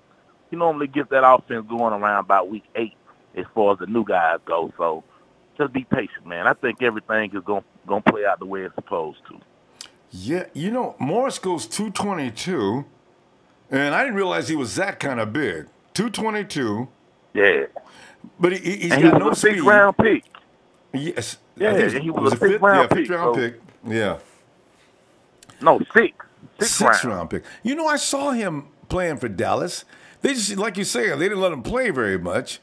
But when he did get the ball, he made things happen. It's like Kyle says, he ain't going down behind the line of scrimmage, and he's going to get you at least 1 yard, even if nobody blocked. Yeah. And I mean, you know, just keep in mind, this guy was a candidate for Rookie of the year that RG3 won it. You know, they were both contenders for that. So, yeah, I mean, it's not like he's a guy that's just been bruised and, you know, he's lost a step or two. I think it's more or less he just hasn't been utilized because he's not one of those flashy backs, and other coaches may not have really been big on his attributes as much as a Kyle Shanahan. So, you know, like I said, just be patient. I think that's going to work out. As far as Matt Breida goes, I don't think Matt Breida was ever brought in to be that guy. I think in the Shanahan offense, he's like a Darren Sproles. You know, he's that smaller guy who, of course, he might get maybe 8 to 12 carries as a change of pace type. But, you know, I don't think he was ever brought in to be, you know, that guy. So you're not going to see him get those type of carries. He didn't even get them last year. But he is in his second. He is in his second year in his offense, too, so let's remember the importance of that, too. But, I mean, they damn near killed him. You know, and you see the dude that fell on top of him, they were standing on the sidelines laughing, him and the coach. You know, they're trying to set Matt up straight and counting fingers and carrying on. I said, you know, they over there laughing, huh? All right. You know, that's why I was so glad we beat the Cowboys, because they was laughing and cutting up on the sidelines all 3.5 quarters.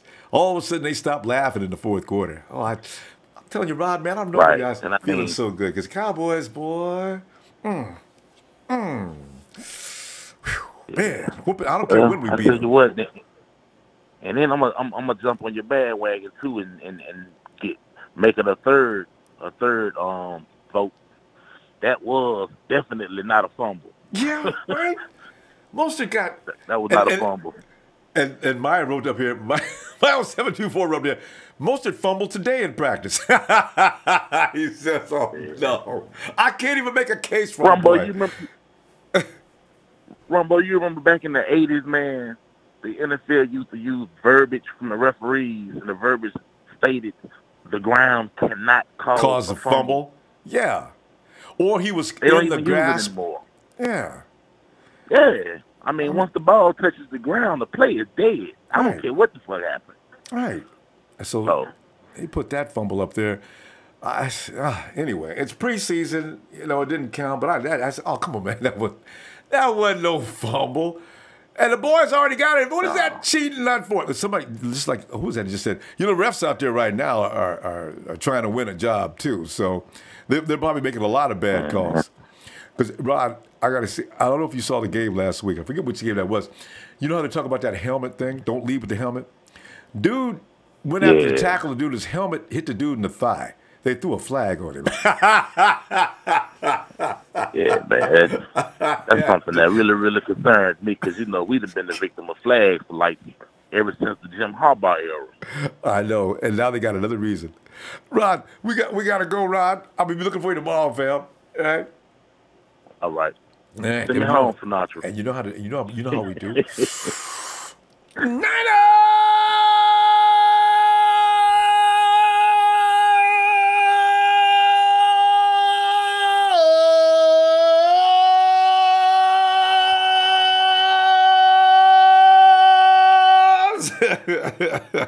Rod! Well, your punt net is a bad motherfucker. Hold it down, baby. All right, Rod. I look forward to hearing from you tomorrow. Oh, man. Hey, and Daniel Serrano. He's like, hey, what's coming to a game? Who's coming to a game in L.A.? So we can chill and watch our boys rock these lame-ass, punk-ass, same old, sorry-ass Rams. Hey, you know, because we got a large contingent out there. We gotta make sure you guys get together. So before that game, we're gonna be talking that up. Man, I'm about to put postings up on the show and everything. And Dan, Dan's got to be established where you're gonna go to before the game, so you guys can throw down some pizza or chicken and something. You know how black folks says for chicken. You gotta have chicken or whatever. And go on over there and meet there first. Hey, Meyer 0724. What's up with I heard about Jalen Ramsey. He said, what's up with Jalen Ramsey being suspended by his own team? Maybe to stop worrying about who's in the top 100 and focus on being a Jag. I heard that. I didn't get the details. I kind of in the middle of the thing, but Jalen Ramsey's been suspended. Him and, what's the other guy's name? Fowler? He got 2 guys out. Boy, the Jags got problems. You see them fighting on the sideline when they play. That's some stupid. Hey, Tony! Tony Rengeri says, I think we'll carry 7 receivers and 1 on practice squad. Yeah. And Jason Hyder, small ball at wide receiver and running back has a great flaw. Durability, look at Taylor's back surgery in 5'8". Yeah. 180, everybody? IR season. Yeah. Davy B. Jones, Richie James Jr., and DJ Reed, respectively, will challenge for Offensive and Defensive Rookie of the Year. Seriously. One thing I like about guys like Richie James, as small as he is, Richie James, the dude's insane. Remember the beginning of the year in OTAs or something? Yeah, Richie James made a reception. Somebody knocked his helmet off. Richie kept right on getting up like, so? Stop me. I like him. And Tony says, Morris was a leading rusher with Kyle Shanahan. He hasn't gotten much worse, so he could be a good compliment to Jerick McKinnon. I think that might be the thing, because they saw what happened to Matt, and they're thinking, uh-oh. All right, you know what? This experiment might be over. I'm thinking that might be it, too. Rod Simmons. All right, when you sound off me tonight, put a little Frank Snow. Oh, that was Rod. We just got to doing Rod. Mr. Joe Pappy. Morris had a career average of 4.4 yards. He's a low risk, high reward kind of player. Yeah, actually. Meyer 0724, he says, we read that one already. Wait, let me see this one. He fumbled the day in practice. That's just what he does. He drops the church's money.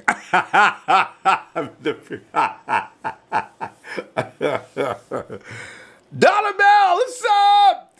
Dollar Bell says, Rhodes Matheson, Jesus my King, 777, Razor.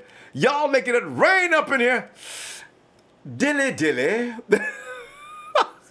San Francisco. Alfred Morris rushed for the most yards of his career under Kyle. If I'm not mistaken, he was drafted when KS was OC at Washington. Yep, you're right. Him and his daddy. Sheik! Ronbo! What up, fam? What's going on? Sheik, man. We're sitting there contemplating what is with bringing out to Santa Clara. Kyle, what's wrong, man? What's up? So, everybody's putting in fire perspective tonight. Everything makes sense. Sheik, we need a tough guy that could run between the tackles and could run the stretch at the same time, knock people the hell out. That sounds like Alf. There's going to be a reshuffle. But Sheik, the question is, you've picked up all these running backs. You're going to send them all home? Their mom is going to be calling Santa Clara asking, how do you treat my child like that? He came down here to play football for y'all, and you just sent him home? He come here crying? I want to know what's going on.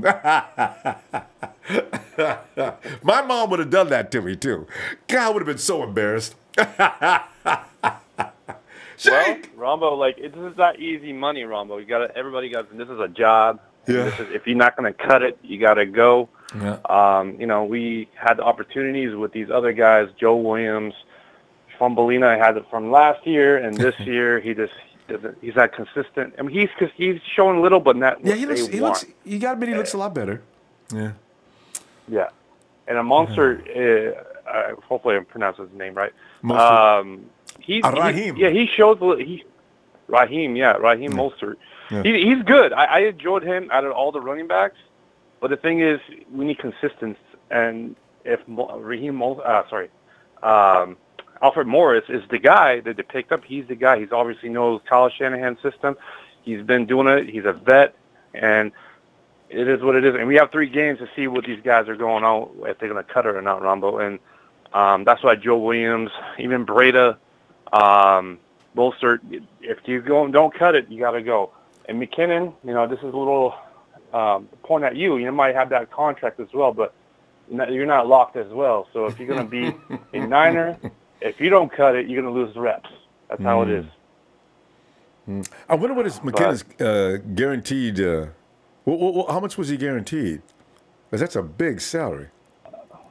I think it was like 8 or 9. I might be wrong about that, but the thing is, Ronbo, he got that fat contract, so and he didn't look good. I'll be honest. On the Nighthawk Club, Kenny was saying it. He's, we're all saying it. He was not looking good last year from Minnesota, and then this year we're like, ooh, he's not that power back. He's a rec guy. He gets catches, but he haven't shown it. Yes, it is one game. We got to see. We have 3 more games, but he needs to definitely show up if he wants to be that main guy.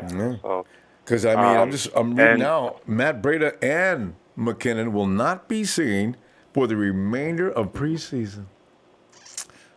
That's a problem. That's a problem for McKinnon. And they both of them need to get some work in. Uh-oh. Yeah. You know what's going to happen on September 1st? Somebody's going to get IR'd for a year again. Oh! Oh, yeah. And that's the thing. If you don't football ready, you might get hurt. So that's the thing about that. And we're going in, Ronbo also, we're going to Houston. And we're going to be against their boys in practice and then obviously the game. So I would definitely like to see our running backs, O-line, defense. It's going to be, hopefully it doesn't have fights, but most likely will be. But I want that fire. I want that edge on these players. I want to give that fight. If they want to make this team, we got to get the best 53-man roster. I've been saying it from day one. So I want them to fight. I don't care if he had to hit Hopkins or J.J. Watt if he's out there. Anybody. We have to compete. And if they want that job, we got to definitely see that. You got to go for it. Yeah, I agree. Yeah. No, this is not Trent Baalke era where, I think after a while we'll coach him up. He should be fine by mid-season. I've got no more... Nobody. I've called several players, and they're not coming. So I'll tell you guys, you got to make do with what we have. Trent couldn't get a player to come to play. What if Trent would have called Alfred Morris up? I can just see Trent now. Hello, Alfred. This is Trent Baalke, general manager of the San Francisco 49ers. Who? Trent Baalke. Why you calling me, man? I'd like to see if I can interest you in coming to San Francisco. Click. Buzz. Trent could not get anybody. Nobody wanted to hear it. Nobody liked Trent. No. Man. But Kyle makes one phone call, and we got Alfred Morris on his way to Santa Clara. We're such a different team now. People don't understand when they keep saying bad things about us. The talking heads on the NFL networks and everything, saying things. And even I was watching the guy on YouTube yesterday, the Cowboy guy. He says people are giving him shit about, oh, man, the 49ers, that inexperienced team, beat the Cowboys, and you're still talking. They look at us as an inexperienced team. Well, the thing is that nobody's perfect in the preseason. Right? But the thing, that's what you have the preseason for, and they don't show all their cards either. So that's what the thing a lot of people are going to hate about us and this and that. I haven't seen nothing. Kyle Shanahan didn't open his book. Elias didn't open his book.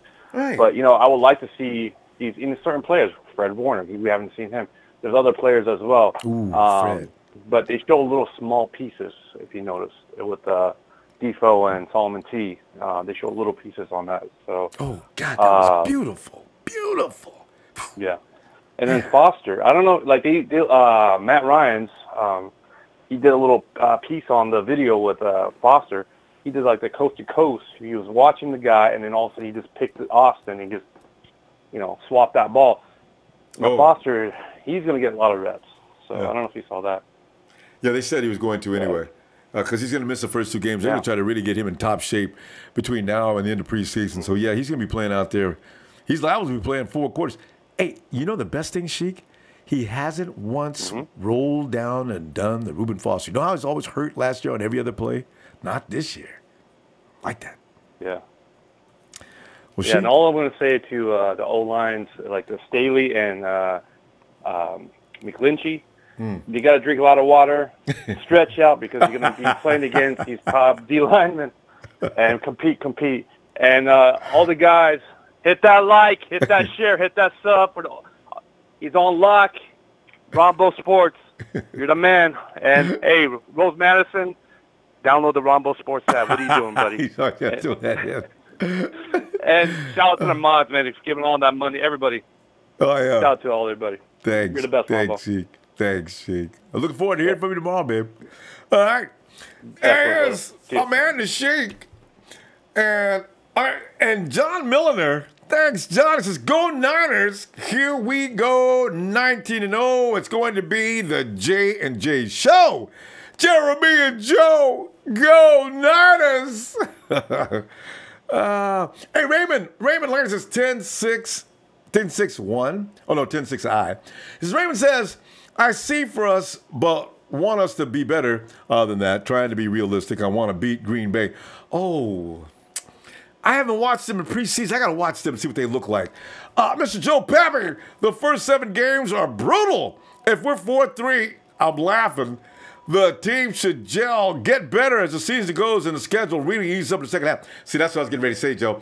If the 49ers in the first 8, if they go over 500, look out, look the hell out. The second half of the schedule, a lot of it's on the West Coast. They don't have to do a lot of traveling. They will thoroughly know what they're doing by them. Jimmy G will pick apart any defense at that point, especially with Kyle Shanahan doing what he does. So 4-4 could easily end up being 11 because they're going to win 7 out of 8. I've already got that figured out. 4-4, though, that's the magic number in the first 8. Debbie Ryan, she says, the more we play, the more respect the talking heads will have to give us. Say, boy, because they ain't got none yet, Debbie. It has to be that man who loves to say 13-3 because we got Jimmy G. 13-3 because we got Jimmy G. Oh, Kenny. Oh, shh, go ahead. They're too loud. Go ahead, Kenny.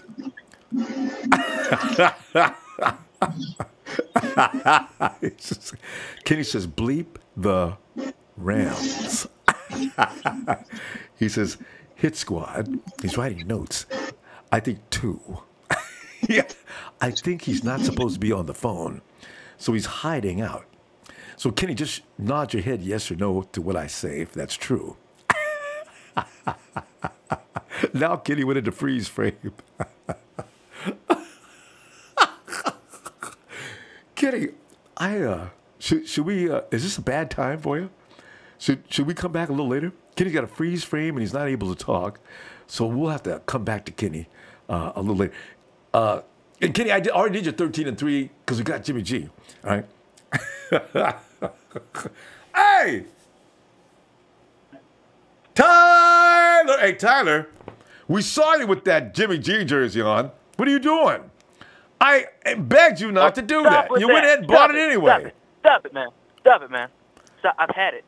I've had it since January. Tyler, it's for the team. I am not bad luck. Stop it. This is not personal. This is just, it's some kind of mojo or power you got. And we want to put it to better use. We want you to wear Jared Goff's jersey. We want you to wear everybody in the NFC West quarterback. We want you to wear their jersey. No. And we want you to what? Wear Saquon Barkley's a good ball player. You can wear his jersey on the street. You know, you've got to stop the opposition. Dude. I got jerseys from other of my favorite teams. They're doing just fine. So yeah, okay, but name a couple. Name a couple that are doing fine. Well, I used to have a Crabtree jersey, and I gave that to a friend. He's still doing good. So Crabtree's doing well. He's been traded. Crabtree is good. He's He's still a good wide receiver, though. All right. He's okay. Can you name a second one? Okay, I'll give you Crabtree. Can you name another? I have had my Cap jersey, and Cap was playing good the last time he played. So yes, but where's Cap now? What? That's because of off the field stuff. No, but still, these are all examples of what I'm talking about as how people crash and burn immediately after you buy their jersey. Give me one more. Ronbo. Yeah. Ronbo, does this go against my time? Because absolutely. Oh, come on, man. I didn't bring up jerseys. Okay, I'll tell you what. You're right. We'll be fair. Go ahead. What do you got to say tonight? The Alfred Morris signing. It could be one of two things. Okay. The first thing is, our other running backs, our two starting running backs got hurt. When they brought in Alfred Morris, I'm like, why? Why don't you just let Mostert and Williams and McNichols play? McNichols, right? And we got another guy too. I want to see more. Jeff of all Wilson. They got 4 people. Yeah, I want to see more of all those guys. Like, why are you bringing in another guy? But also, the other thing could be they could. I don't want to say this. Don't think that I think this, but they could see something wrong. They could see something that doesn't exactly fit with McKinnon or Breida, or that they're not doing right, or they could see something wrong where like, oh, this player isn't going to work out. You never know. I mean, McKinnon, I don't think he will. McKinnon or Breida could end up being a surprise cut, but I doubt it. I doubt it. Well, I'm not going to argue because stranger things have happened. McKinnon, I don't see it being possible because of the fact is they signed him to that big contract. Breida's got a year with Shanahan. He did pretty good last year, and he was out there getting hurt trying to do things. So you're going to cut him for that. I can't imagine that. I do wonder how you do this, though. Go ahead. Because Morris is a very I think Kyle was in a press conference like a couple months ago. He's talking about how when he was with Washington, Alfred Morris led the league in rushing or was close to it. Yeah. So he was in that system. So I want to see more of Joe Williams. I want to see more of I like watching Mostert play in the preseason. He's a very good running back. He's very smooth, isn't he? I like watching him run. He's a very good player. Yeah. Yeah. These guys are good running backs. Like they're playing well in the preseason. Give them their opportunity, but at the same time, it's like, okay, well, Alfred Morris is only 29 years old, and he still got some juice left. So get him back in the system that put his name out there. Yeah, and in fact, I'm wondering why they didn't go that route in the first place. As soon as the Cowboys released him, I was kind of surprised the 49ers didn't go after him. And you know what? Wow, Tyler, you may be onto something. There may be a shocking cut coming up. Maybe. I mean, when I heard when I saw that they signed him, I was thinking to myself, like I just told you, it could be one of two things. Like I said. It could Alfred be Morris, that, Jerick McKinnon backing him? Yeah. Or is that third down back? Or, well, they'll just go back and forth? You never know. It could be that, because, I mean, when McKinnon was running the ball, it wasn't his fault that he was getting blown up. No, it was, and another thing I noticed is probably nothing, but primarily we were running the ball to the left, and if you didn't notice, McGlinchey is a very good run blocker, and they weren't running at that right side. They ran at the right side one time. He's the only one over there, though. The guard I know, is. But I'm saying. Yeah. Yeah, but they're probably, I don't know. But why wasn't Fred Warner playing? Is he injured or something? Yeah, he's still hurt. Well, they're trying. You know how they are. They're cautious. If you got any kind of ouchie, they're not going to let you play. You got to be 100% right now during preseason, or they're just not going to do this. The risk is unnecessary.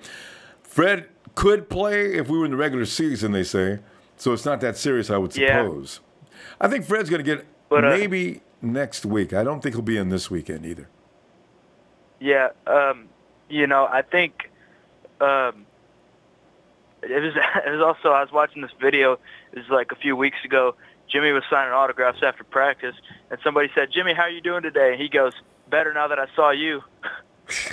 I was like, "Aw." Isn't that nice? You got to remember to use that one. Hey, I tell you what, though, Tyler, talk about cuts. Is Malcolm Smith going to continue to cartoon his way through all this money? You know, Malcolm Smith got paid mad money last year. He comes in this year, and he gets the NFI, which had to piss somebody off. And now he's hurt again, hamstring. And he's got one of the biggest contracts of the free agents brought in last year. I'm wondering what's going on with Malcolm. Well, he's much better than Eli Harold is. And you also look at... There's a man that's stealing money. You're so right. Yeah. God. Yeah, but also, you have to look at it. Malcolm, he only lost stock in free agency because he was in a 4-3 in Seattle where he flourished, and then he goes over to Oakland, who had a 3-4 at the time. And they killed him. Yeah, so that doesn't work. Now he's back where he belongs. Yeah. And he's a stud linebacker. He stuffs the run. We need guys that will stuff the run. I know. Yeah. See, and Reuben Foster. No, go ahead. No, go ahead, because we're almost out of time. Okay. Go ahead.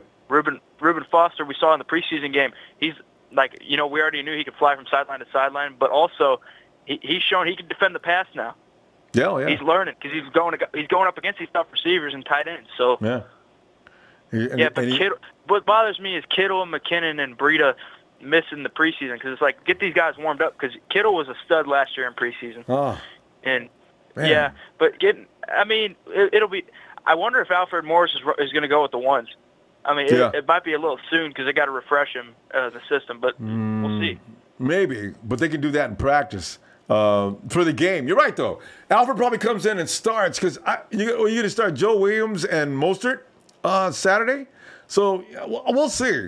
Probably that would be appropriate. Yeah, Nick Mullins is making his case. No, I'm talking about it at running back. No, Nick Mullins, I know. He did a job today. I brought that up for no reason. I brought that up for no reason. I'm just saying Jimmy's rubbing off on him. It looks like it. We got to go, Tyler. Let me talk to you tomorrow. DM Punk. Straight edge lifestyle. Cult of personality. Bye, Punk. Tyler. Okay. Anyway, let's go to. Raymond Laney says, just got lucky and came up on my feed. Was looking for Niner news and found Ronbo. Got hooked and so happy to find his stuff. Raymond! Glad to make your acquaintance, fam. Finally made it home, didn't you? Niner Empire welcomes you, fam. And you know this. Kareem Jackson, what's up? Dazzy Ferguson says, I know how had fumble troubles. Oh, he knows he had fun. Williams' running style matches our scheme. I'm pulling for him. Joe Williams, I just wanted to get comfortable out there and start getting cocky. Right now, he looks cautious. He's trying to be careful. He's trying to be really impressed. I really will be glad when he gets comfortable because I know he's good. I saw last year he freaked me out. He was so good. Mike out at Marin. Mike. What's up, Mike? Ronbo, how you doing tonight, buddy? Oh, man, I was You know, it's funny, Mike, as a 49er fan, we sit and we watch things and we figure we know what's on top of things, what's going on, and you got the mindset. You pretty much go over that with your own perspective, and you come up and you think you know what you're doing. You know what you're thinking. And then all of a sudden you read 49ers are calling in Alfred Morris. What? Wow. I thought we already had too many running backs. So, you know, it's this amazing situation developing here. But, Mike, you've always got in-depth perception on these things. What do you think's going on here? Ronbo, I think as a whole, as a unit, our running backs, we just got better. I think this is going to improve our football team. I think Alfred Morris is a great addition to this team. I mean, his rookie season, he ran for over 1,600 yards with Shanahan. Next season, he comes out and he runs for 1,275. He comes out for Dallas, and everybody says, oh, he didn't look that great with Dallas. Well, just to let you know, he ran 115 times for 547 yards. He averaged 4.8 yards a carry. So Alfred Morris, to me, this is a great signing because this guy knows how to run the zone stretch. I mean, he isn't like you heard Shanahan say, he's not real flashy because he's not a small, really quick, fast guy, but he's a strong, solid running back who knows how to stick his foot in the ground, make that cut, and get up the field. And he's not afraid of contact. By the way, he's 222 pounds. So I mean, I really like the addition. And as far as like who that's going to take away from, I think that's yet to be seen. Now, no, Jerick McKinnon's going nowhere. I'm sorry. I'm not buying that. You shouldn't be selling it. I'm not buying it. Tyler. He's not going anywhere, okay, unless there's something that we don't know, that the Niners know that, hey, this guy's injured and he's not coming back. I mean, he's our guy. I mean, him and Alfred Morris, that's a great tandem right there. It is, isn't it? Absolutely. I love it. And I even think that Matt Breida, I think that's a wonderful three-headed, I think that's a great three running backs right there. That would be a great situation to be in. The guy that... Mike, are you removing Joe from that equation? Man, you know what? I was going to play Hey Joe tonight from Jimmy, but I stayed away from that. I didn't want to go that direction, but I'm not going to say anything yet because who knows? Is it possible they could keep four backs? Is it possible? It may have to be, but you got to look at our other groups and see where do we need, because John Lynch is going to be shuttling in defensive linemen all year. That's what he does. Remember last year? John must have brought in 30 or 40 defensive linemen from September to January. So, you know, and we're not going to be bringing any guys for a defensive back this year. So maybe he can overload a couple of positional groups that he wouldn't do last year. I mean, it's hard to call. Right. Yeah. But, Ronbo, you know, the other thing is, and that's why I'm saying, I don't think we really know what's going on with the other guys yet because this thing still has to play out during the preseason. I am not convinced that Joe Williams is much better than Raheem Mostert. In fact, right now I am convinced that Raheem Mostert is better than Joe Williams. I'm watching Raheem Mostert running. They're giving him an inside run play, and he's bouncing it out, and he's picking up big yards. And I mean, he's making these plays, and he's doing it pretty consistently, Ronbo. I mean, I'm not seeing inconsistencies with Mostert. He looks pretty damn good, and he's an ace special teamer. And I just think he's more valuable than Joe Williams right now, who is showing flashes. He's showing some really nice flashes when he cuts inside and he's picking his way through these holes, but he doesn't do it often enough. And I know it's hard to tell in the preseason because the O-line, everything's kind of funky. The team isn't really playing so much as a team as they do during the year. It's the scheme isn't really, the scheme's not really there and all that. But I'm still really liking Mostert, and I looked at Jeremy McNichols, and I thought, wow, there's some competition there too. Tough guy. You know, Jeremy McNichols looked pretty darn good himself, and I was watching him in the practices. Ronbo, he was hitting the corners in the practices, and I was impressed with that. And then I watched him in the game, and I'm like, wow, look at this guy in the game. He looks good here too. You know, did he slash through that line untouched? How did he do that? You know, some running backs are just gifted, right? McNichols could be one of those guys because he's not that kind of blazing fast as the other guys. But he chooses his holes well. He ran through that line. There was nobody there. That line was crowded, Absolutely. Mike. How the hell did he do that? And Mostert runs with the grace and smoothness of a ballerina with muscle. So that's why when people talk about him, I say, I like Mustard. So I'm with you. But I like Williams, too. Yeah. I'm torn. I know, I do, too. I just don't know. I do, too, Ronbo. I want Williams, too. But he's got to show it, though. He's got to continue to show it. There's got to be more consistency. And he's going to have a chance. I mean, these next couple of games here, he's going to have a chance to show it. So he's going to have to show it then. But, hey, another thing I wanted to say about Richie James, we were talking about his toughness earlier. And, man, I want to tell you about two plays that I watched during the game that really impressed me.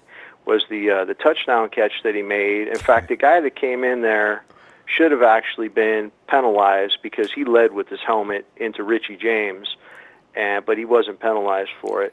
And Richie James took a big hit on that touchdown catch. That was sweet, and he held on to it. The other play was when they handed off to Mostert, and Richie James put a crackback block on a defensive end, man. And, I mean, it was sweet. He nailed him. And Mostert busted it to the outside and had a nice gain, And, so Kyle Richie ate James, that up. Kyle likes for his wide receivers to show some muscle. Because Aldred Robertson pissed me off last week with one of the most weak efforts at block that it was terrible. And then you mentioned Richie James, who's not even as heavy as Aldrich is, out there busting up. I like that. So, yeah. Yeah, he's a tough kid, man. I like it. And I just wanted to make one more comment on the offensive line, man. I really thought that Mike Person did a pretty good job. I mean, he had a couple of he had one actually that I really saw. He had one kind of whiff. But Mike Person did a pretty good job at the right guard. And I was kind of looking at the O-line that first half. I was kind of looking at more of the passing plays than the running plays. Yeah. And on the passing plays, they really did a nice job of making a wall. Richburg looked really good. They actually all looked really good. McGlinchey even looked really good in pass protection. It was when they started running where the tight ends weren't blocking so well. They weren't getting the edges, and those guys were, the Cowboys were. And they weren't winning the tight ends. They weren't winning the battle. They were getting beat. No. So that's going to hurt you. That's why I like George. George Kittle doesn't lose those battles. George likes that, though. He just... Yeah. Mike, we're going to go. I'll tell you what, I'll look for you tomorrow, huh? All right, Ronbo. Hey, shout out to the Empire. Shout out to the Hit Squad. And thank you again, Ronbo. Have a great night, buddy. Thank you, Mike. Have a good night. Man. And we go down through Arizona where Darryl Green is awaiting to say, hey, Darryl, what's up? What's up, Ronbo? Darryl, man, we got a new running back to add to the stable. We're now I don't know how many running backs we got. Darryl, let's count the running backs we got. Okay, we got Jerry McKinnon, Matt Breida, Joe Williams, Mostert. We got Jeremy McKinnon. We got a guy named Jeff Wilson. That's 6. And now we got have a 7th running back. He a beast, though. Yeah, Morris. Darryl, I think he makes this team. So that's what I'm trying to say. He gonna make it. Yeah, who's leaving? Yeah, no doubt. Shoot. I think Jeff Wilson could call it a day.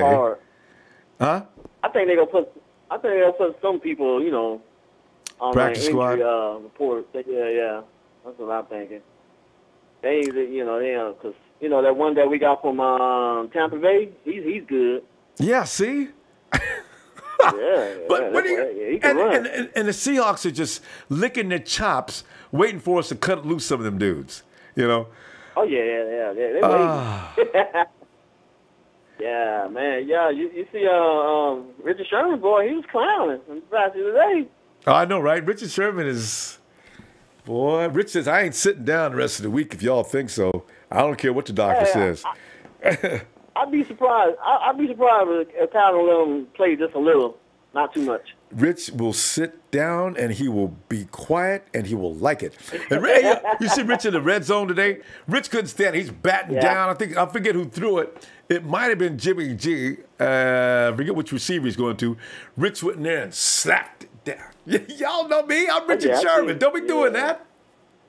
I seen all that. That was bad. I liked that, boy. I'm glad we got him. Man. We really need him. Yeah. I think we're gonna have a real good ass season. Oh yeah, because you figure last year, what if we would have Richie and instead of Dante Johnson? Yeah. Richard Sherman, Dante Johnson. Look what we did. We improved one side of the field. How much percentage? You can't count how much percentage. It's off the meter, Daryl. It's off the meter. Richard Sherman versus Dante Johnson. Oh God. Man, but we're going to see. How many right receivers you think we're going to keep? Man, I wish I knew. Daryl, I wish I knew. But everybody agrees Richie James is going nowhere. Don't let him show out this week, too. Yeah. He ain't going nowhere. And that new guy we got, what's his name? What we was talking about? You say he run funny? Oh, you know, I'm telling you right now, next year he's going to start. and you're talking about Dante Pettis. And Pettis is going to get a lot of burn yards this year. He is a freak. Can't stay with him. I mean, he's quick. When they get downfield, it's always the same thing. I don't care how many guys you put on Pettis. You'll see the route going downfield, and all of a sudden you'll see the other two guys going the other way, or how many guys, and Pettis is going the other way. And it looks like slow motion. And I've seen that on every film I've seen of Pettis. He can do that to anybody. So Pettis plays this year. And Jimmy G with that kind of receiver, Daryl? Oh, yeah. Where? Oh, yeah. It's going to be dangerous, boy. God. It's going to be real dangerous. It's going to be good, too. I can't wait. We play Houston, Texas next, right? Yep. Boy. Although, I don't know if Whitney and JJ and Jadavian, I don't know if they're all going to play. Jadavian Clowney had some surgery in the offseason. And JJ, you got to be careful because they don't want him getting hurt again. Whitney has been nursing some kind of injury, and he suffered in camp. But they said he'll probably play this week. So, yeah, that offensive line. You heard about the Dallas Cowboys, daddy got arrested, right? Who? What? Dallas Cowboys. His daddy got arrested. That quarterback over there. The Dallas Cowboys. Dak Prescott? Yeah, his daddy got arrested. and they told everybody. Yeah. That's why you got to tell your family members, look, don't get in any trouble, because the first thing they're going to do is going to reflect on me. Daryl, did your mom tell you when you used to leave home every day, don't be out there showing out because it reflects on your parents? Now it's the other way around. Now it's... I had to be home. Yeah, I had to be home before the lights came on. You know, I'm old school. I know. If you're in the NFL, now you tell your parents. So, yeah. Yeah. Now you got to tell your family, please don't do nothing wrong. It'll reflect on me. Oh, yeah. Oh. Yeah, man. But yeah. Hey.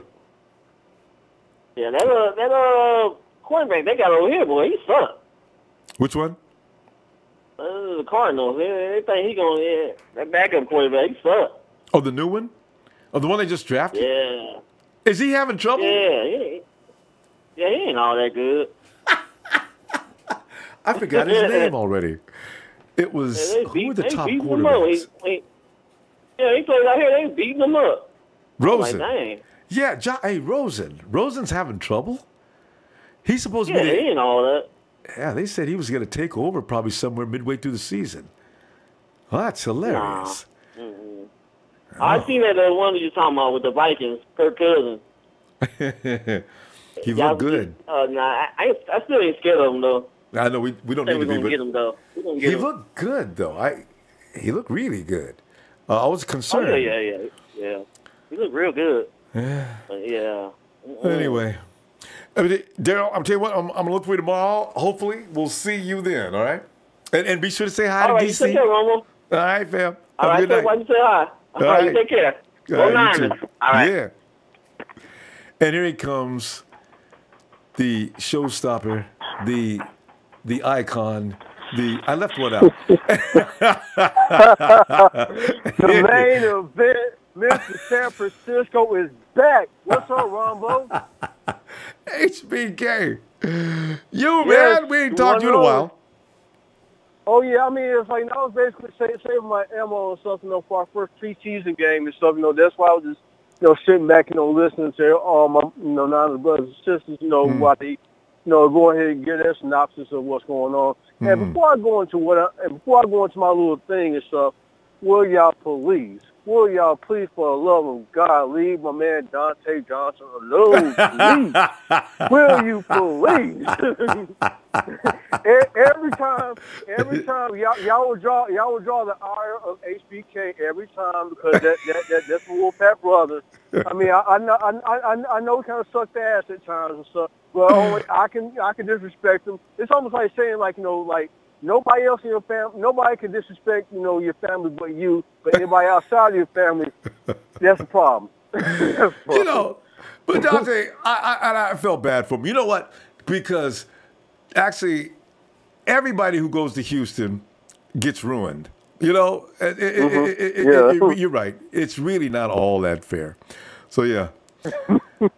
Man. Nah, but, it's all good. But it's like, I mean, that's my Wolfpack, Wolfpack pride, speaking up, because Dante's the NC State, and, I got to defend the NC State, except for Russell Wilson, of course. I mean, he's NC State, too, but I kind of just start talking to the Wolves and stuff. But anyway, I mean, it's like, getting down to the my view of the Dallas game. At first, it's like, we're kind of stuck in the sand a little bit, for a little bit before we got our legs and finally got our shit together and stuff, and we finally, did something towards the end of the first half, which is, chip into that lead. And regardless of the turnovers or how close we came to either breaking even with Dallas or, about ready to try to score or whatever and stuff, sometimes we kind of put our foot in our mouth at times. But we still managed to keep our shit together to the point where we can, give ourselves a chance to win and stuff. And I'm almost of the mindset, Ronbo, and I hate to do it to him like that, but Jimmy Ward is almost becoming like a liability to us now. I mean, God knows. I hate to do it to my man Jimmy like that. Jimmy, I'm sorry, but it's like you become a liability, not an asset. Because that touchdown throw that Dak threw to guys, it's almost like he stopped for a second. He did. And then all of a sudden, it's like by the time you realize that dude was behind him, it was touchdown. I'm like, Jim, what the hell, man? I mean, and it's like, and I think AC was, by the time he realized what the hell was going on, it's too late. It was too late for him. I mean, he was going over there, but by this time, dude already caught the ball and scored a touchdown. I'm like, what the hell, dude? AC's probably AC's probably thinking, okay, you know what? I had a lot of ground to cover, and good Lord, Jimmy, what did you stop for? You can look up. Otherwise, if you can't, just keep your eye on the receiver, watch his body movement.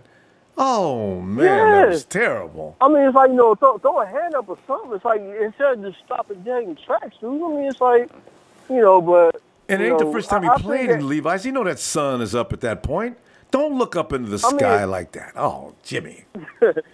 Well, I mean, it's like, I think when push comes to shove, I mean, again, I hate to do it to my boy because I like Jimmy. I mean, he's a good dude. He's a good football player. Oh, yeah. He's just not...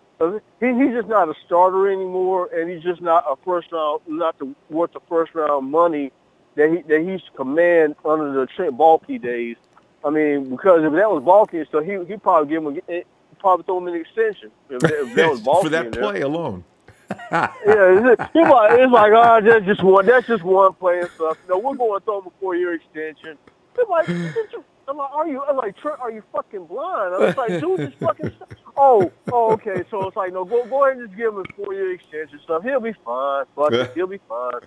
But yeah, man, it's like aside from that, man, it's like you see, Jared McKinnon, he did some good things and stuff. Sometimes I wish, they get like a little bit longer and stuff. You know, not that you want to risk injury to your starters, but at the same time, it's like, you know, you kind of want to see a little bit more because, like, 1 or 2 series, I mean, you might not. It might take you to maybe the 3rd or 4th series in offensive set to really get, you know, acquainted. So I really see that much out of Jarrett and stuff. You know, even though I know he's going to be our bell cow and Alfred Morris and stuff. I mean, it's like, hey, I mean, it's like now. I'm like, how much does Alfred weigh? 222. Okay. So would that be comparable to a sledgehammer bat? Because you know, I was banging the table in the offseason for a sledgehammer bat to go along with that speed. Talking about the middle of that defense. Alfred Morris is the ideal because Kyle Shanahan and Bobby Turner taught him what he knows. When he had his best years, it was with them. It's a 2-time Pro Bowler. So you know what? They got exactly the guy they should have got. I'm just wondering with all the running backs they got, what are you going to do now? Alfred's 29. You got all those kids. What are you going to do now? It's going to be interesting to see what they do. They're going to get rid of one of them kids because Alfred ain't going to get cut. Yeah. I mean, it's like, so out of the running back crew, who do you see being the odd man out? I mean, because Joe Williams, he's kind of like, you know, kind of like what March Madness terms is like. He's on the bubble. Okay, he can go either way. Mostert, you know, also, you know, he did some pretty good things, so I can't really, you know, shit on, you know, what he did and stuff. You know, it was, you know, admirable.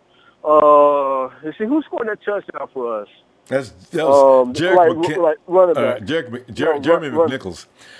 Yeah, HBK, we're out of time, though. And I tell you, if I had to pick one today of who's leaving amongst the guys that everybody knows is not leaving, I couldn't tell you right now. Jeff Wilson, I don't even count Jeff Wilson because I know he's already gone. Man, I just, from there up, I don't know. Because they've all done such a good job this year. But if they're going to use for mistakes, like everybody keeps pointing to Mostert's fumble, which I swear was not a fumble. But if you're going to point to that, Mostert's gone. But you got to get rid of more than Mostert. You got to get rid of one more, too. That's too many running backs. And it's like, you know, before we move on to the next call, because I know the next call, you know, want to get his shot. My shout out to my man Victor Bolden. Yeah, he showed up. He showed up and he showed out. Ah, didn't he? Way to go, Victor. There you go. Victor looked awesome. No breaks, Victor. Gas, no breaks, Victor. Let's get it, Victor. Let's get it. Let's tell you, it's a scary team when guys like Victor Bolden playing like he played are going to be. It's going to be tough. We'll see what happens. HBK. Yes, sir. All right, Ronbo. HBK in the quick. We out, bro. See you tomorrow. Right. And it's a wonderful problem to have, isn't it? But it breaks your heart to see some of these guys go. You wish they could stay in the red and gold. Trez, come on in, Trez. Oh, yeah. I was sitting up watching my TV. And here come the red and gold. Smoke rising from the tunnel. Out comes Jimmy G. I said to myself, that's my quarterback. That boy can play. As that boy is what I call bad to the bone. Trez! Hold up, wait a minute, Ronbo, put some red and gold up in it. Yeah. Sad, shimmering, baby, shimmering. Trez, good to hear from you tonight, man, especially on Monday nights. Trez. You know the TNT Peninsula, we just sitting back waiting on this regular season. This season, I mean, I'm just astonished at the things I'm hearing people say, Ronbo. I really am. It's fucking preseason. Then a guy fumbles the ball, didn't fumble. They say he fumbled, but everybody want to go with he fumbled, and then they ready to cut him. He got to go. He got to cut him. Mostly, man, everybody holler, Mostly got to go. Mostly got to be cut, Because I love the way he runs. What? Exactly. I mean, none of these guys are saying that man could ever be a scout, could ever be a head coach, could ever be anything. Because you don't know fucking talent when you see it. I'm going to tell you that right now. You don't know fucking talent when you see it. You're not willing to give a person an opportunity, a fair opportunity. You see a man fumble one time, he got to go. Well, let me throw some stats at him, Ronbo, real quick. And that guy, in most of his career, in his whole career, that he's bounced around from team to team, only did 1 year. His longest stint been with the 49ers. He only put the ball on the carpet a total of 5 times. Now, that's not with us now. That's not with us. That's his career. Really? 5 times, okay? So he's got 5 Yeah, fumbles. 5 times. Yeah, 5 fumbles in his whole career. All right, because I've not known anything about Mostert until he came to San Francisco. 5 times his career, that is not bad. That's not bad, man. Now let's go with Alfred Morris, since everybody, he's the new acquisition to the team. Right. Now, in his stint with Kyle, these are just the Kyle years, he fumbled the ball 11 times. That's 4 years. But in fairness, he ran the ball a lot more than Mostert did. But yeah, that's twice as many times. Oh, yeah, he did, because he was the premier back at one point. You know what I'm saying? Yeah. But I'm just saying, he laid the ball on the carpet too. Did you see him trying to cut him? No, that's the point I'm making, Ronbo. They need to stop with the silliness. You know what I'm saying? It's just silliness all the way around, man. I'm like, man, where did he get these? Where did comments come from? But Ronbo, I'm gonna say this real quick. 4 guys on our team ought to be ashamed to pick up a check from us, and I'm gonna keep it real. That's gonna be Eli, that's gonna be Malcolm, it's gonna be Jimmy. Yeah. And damn sure gonna be Armstead. You know what I'm saying? Them 4 right there ought to be ashamed, man. Come payday, they ought to hold their head down, man. Matter of fact, just send a kid in there to just say, my daddy said, can you give me his check? I'll be ashamed, man. For real. Waiting out in the car. Close the door, Ronbo. Ronbo. God. It's time to close the door, man. For real. Jimmy Ward, time to close the door. Malcolm, I can't understand it. Was the MVP of a Super Bowl? I ain't seen him since. Really, no, you're right. You know what I mean? Because he failed with the Hawks. And they sent him to Oakland, and he got burned up by every receiver they played. And now he's getting last year tore his chest up, and he gets an NFI, Trez. An NFI. When you're walking on thin ice, the last thing you want is an NFI. I don't know what he's doing. Me either. Me and Eli, come on. So I figured we could package Jimmy and Eli together in a deal for somebody. You know what I'm saying? I don't give a damn if it's 2 sevens. You know what I'm saying? We can package them 2, and I believe for Armstead, we can get a 3 and a 7 for him. So, do you think you get that much? A 3 and a 7? Yeah, I think we'll be able to get a 3 and a 7 because it's all based on potential. You know what I'm saying? Well, I think we'll be able to get a 3 and a 7. And as far as Smith is concerned, Malcolm, we ain't gonna get shit for him because he can't stay on the field no kind of way. Because he get paid too much anyway. Right. When were they in that Super Bowl? He won MVP. Shit, that was about how many years ago? Shit, 3, 4. Come on, man. Man. Hey, let me see. Wait. I understand there's a lot of fans here. You'll see that when you get back in the chat. A lot of folks miss Trez. Trez just explained, though. Trez is waiting.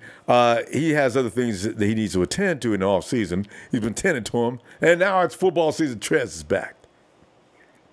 Oh, yeah. Back in full force. The TNT connection will be here. Believe that.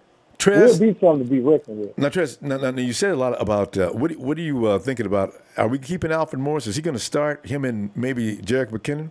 Or what's happening with that?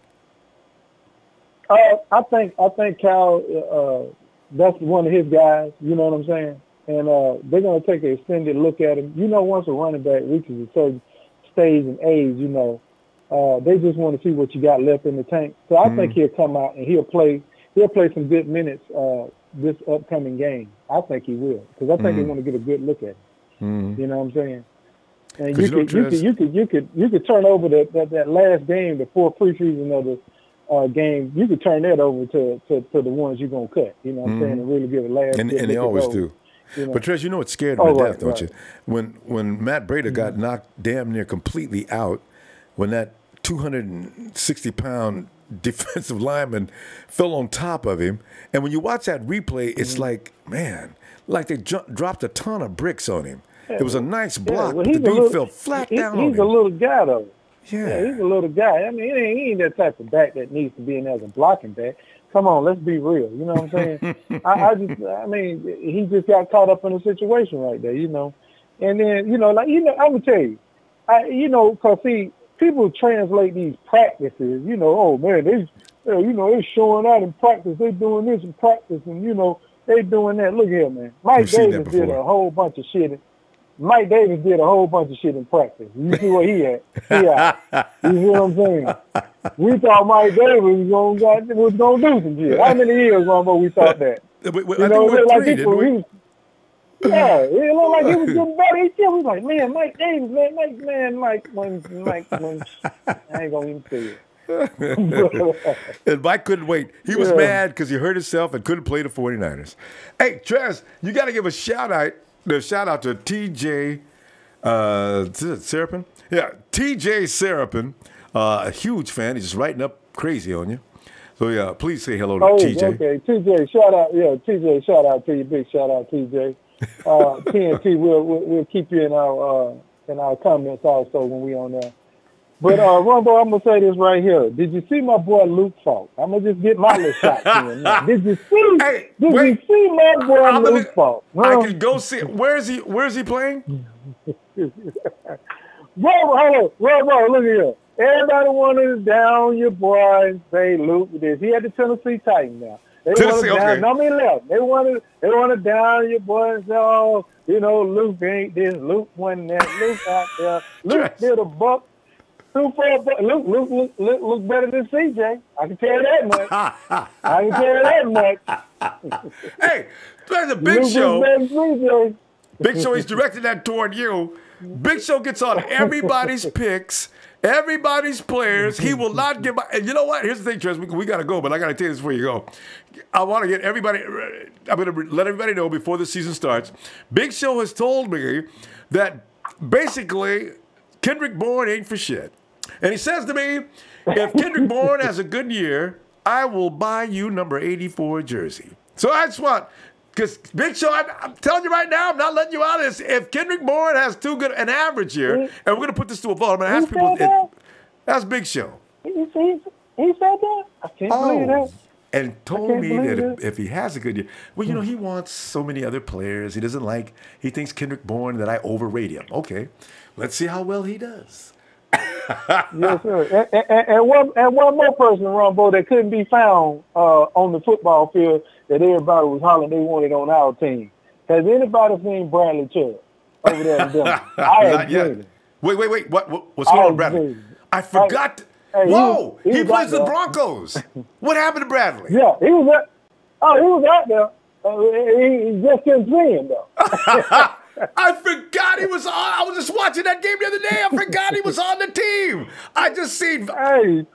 Wow, I see Von Miller. Number 55, Ronbo. Number 55. You know what I'm saying? I'm going to go was nowhere to be found. Hey, Ronbo. Nowhere to be found. Oh, wait.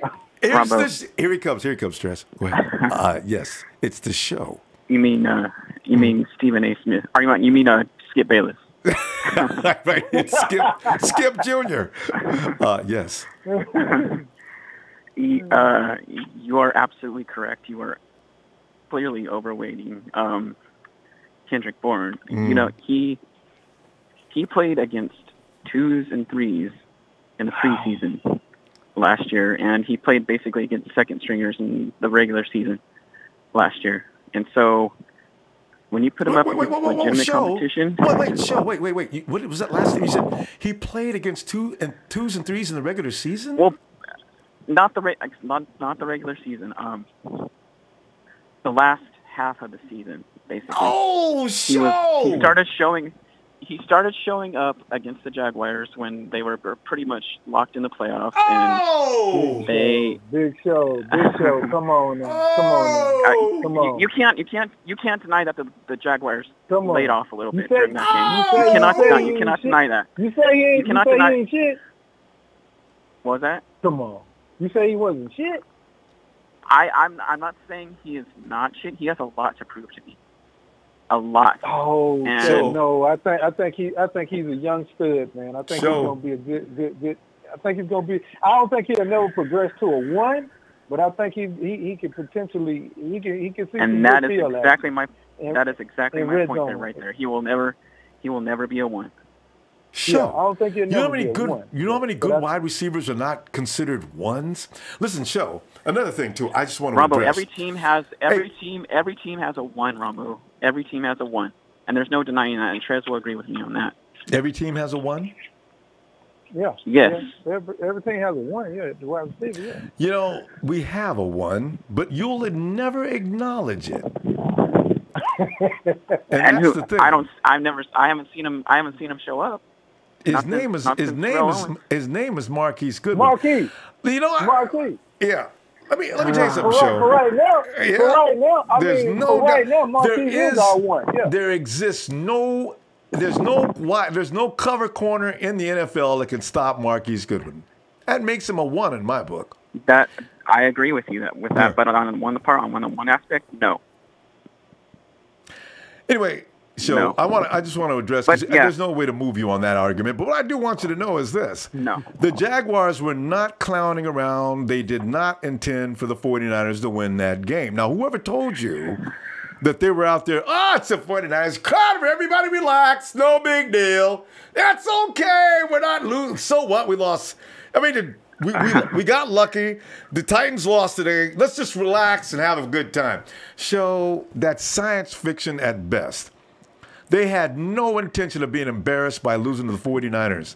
They played their ass off. They got beat, Show. Stop giving them excuses. Yeah. It's like the Jaguars fans. I argue with them constantly. We already knew we had it made. No, you didn't. If you lost that game, you would have been battling to win that division. That game was not up for grabs. Yeah.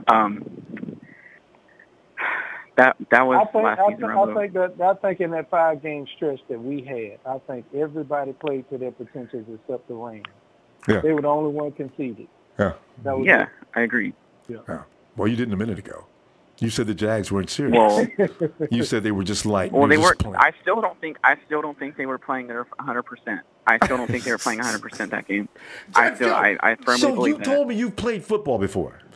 Once you put on I've those never played cleats, football. I've never played football. Okay, let me explain something to you. It's an ego thing.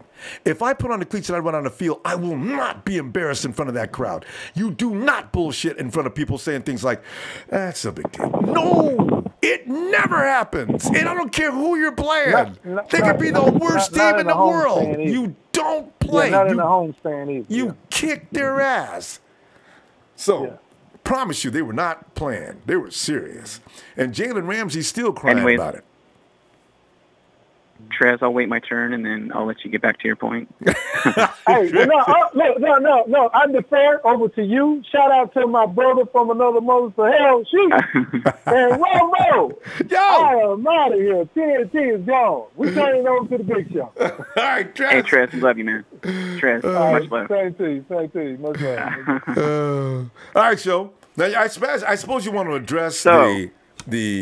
Go ahead. The Dante Johnson issue or Alfred Morris? Well, no. Dante actually was just somebody we're just messing with. I'm more concerned with Alfred Morris. Yeah. I know. I was calling Jimmy Ward Dante Johnson. That was you were calling? Wait. Did you? But you were calling to support Dante Johnson? I was calling Jimmy Ward Dante Johnson 2.0. I can't believe we haven't had anybody. This is Monday Night Raw. We haven't had anybody besides one caller who decided to call out Jimmy Ward tonight. And we beat him up so bad after the game. Everybody already said what they had to say about him. Jimmy's hiding. He's coming out of his house like Michael Jackson right now in disguises. It's really bad. But as far as the Alfred Morris signing goes, I didn't really read too much into it. I didn't really feel anything about it. I think it's just for depth purposes because we're, like they said, injured right now at that position. Mm-hmm. After what I've seen from Jeremy McNichols,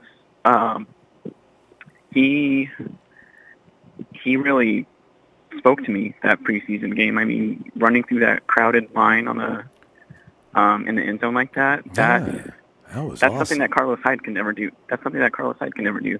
Mm-hmm. You know? Not smooth. And yeah. Oh. And he showed a lot of power too. I'm surprised. Yeah. Jeremy McNichols did. Yeah. And I think. Go ahead. No, I was surprised by that too, because that's the first time we got to see him run. Yeah. But I really think that our three-headed monster is going to be Jeremy, Alfred, and Jarek. You know, I just said I wasn't too thrilled about, or didn't read too much into this Alfred Morris signing, but after hearing about what everybody had to say about him and how much he thrived under Kyle Shanahan before, I think that he's going to be our second complimentary back to Jarek McKinnon. Mm. Because there's one thing that scares me about Breida is his size. How you said that he is taken out easily by one hit from or one block from a 250-pound lineman. And there's another. That was brutal. God, I feel bad that's for him. that's another liability right there on Matt Breida's part, is not being able to block. You know, because we just spent $137 million on a quarterback. Yeah. And you have to have not only your tight ends blocking for you, but your running backs also. Mm. You know? So, yeah. And that's why they all of a sudden, they probably sitting around the office and it says, oh, I don't know, we're going to have to, is Alfred Morris, he's not doing anything, is he? Have anybody picked him up? Get him on the phone. Because I think they got scared. I think that really freaked them out. Yeah. I really do. Oh, by the way, Nathaniel Hurley has a message for you. He says, "Oh God." He says, "He's going to give me shit." I know. All right. I already. Stop it, show. I already know. Wait. Let me read it for you. Stop it, show. Born is better than you'll admit. Start saving up for Ronbo's '84 jersey. So you'll enjoy it, won't you? And midway through the season, after Kendrick Bourne just is the go-to guy in the end zone, he'll probably use him in a lot of red zone, right? Because that play he ran on that idiot and got him all confused. The guy was running all over him. They're throwing the flag. I think between him and Dante, I think that's going to be their job this year. So you can give it to Dennis White. But go ahead. What else do you want to add to that?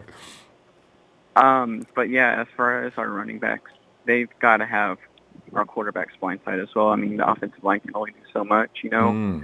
And that is one thing I've mentioned this before, and I don't want to sound like a broken record, but that is one thing I love about Carlos Hyde, is his ability to read the quarterback's blind side and block. True. You know, that's why we should have. I think as much as I dug into go ahead, him spit about it not out. being You're able going to say find it as you wanted to keep him. Yeah, because of that part right there. Especially with our guard position the way it is right now, how sketchy it is right now. Yeah. Because we do need a guard, honestly. Yeah. That would have been a huge part of our offensive line right there, is Carlos Hyde as being a blocking running back for us, you know? Yeah, he was strong. I mean, as much as I shit on him for not being able to find any holes or slipping too much on his own keep feet. the blocking. You know, okay. Yeah. You remember, you still got juice, and he can be deployed in a different role. So it's, you know, what you're seeing was players out there. Kyle's running things that are just looking at people. Normally, I think they've learned, don't put Matt Breida in that position, please. You're going to get Jimmy killed. You're going to get Matt killed. There's lots of reasons you want to do that, but you can't. And Matt Breida, from his point of view, though, he can't be seen as the weak link. So he's got some things he's got to work on. I'm not sure what they're going to do next, but they did do something quickly. They got Alfred Morris in there. Alfred Bingo's 222 pounds, and let's talk. Oh man! And that would be my surprise cut right there, is Matt Breida. Yeah, I wouldn't be shocked if they cut him either. So we got to stop because of that liability right there. Yeah, and get rid of that. Oh, poor Matt. Anyway. All right, Joe. That's the nature of the business. Man. All right. Always love you to call. Shout out to everyone. Trez, Stephen A., I love you, man. Shout out to the Nighthawk Fan Club. Yeah. All right. You guys have a good night. Shout out to the Keyboard Warriors, too. All right. All right, Joe. Good night. Have a good night. Notice how Show addresses the keyboard warriors. He's under attack at all times.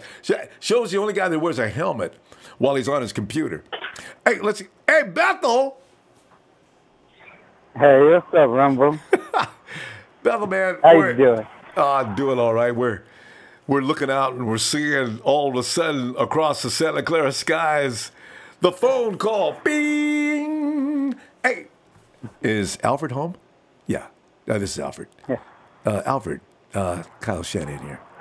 Alfred, listen, I need you, man. Can you get to Santa Clara tomorrow morning?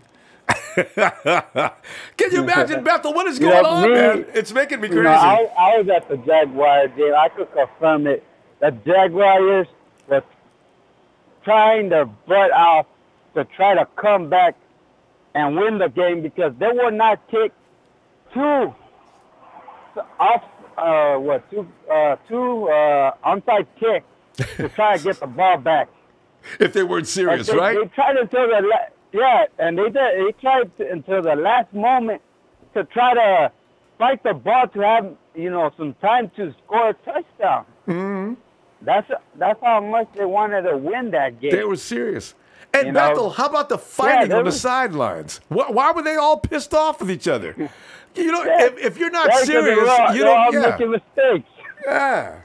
If you're not serious, you're not fighting on the sidelines. Yeah. And one thing when I was watching, when us kick the Cowboys' butt, I was loving our wide receivers with some stuff they were doing. Yeah. And the catches that they made, and one thing I like about the catches that they made, that they didn't let the ball, go wherever they want. If they see that the ball is too short, they'll run after the ball and get the ball. Yeah, come back to the quarterback.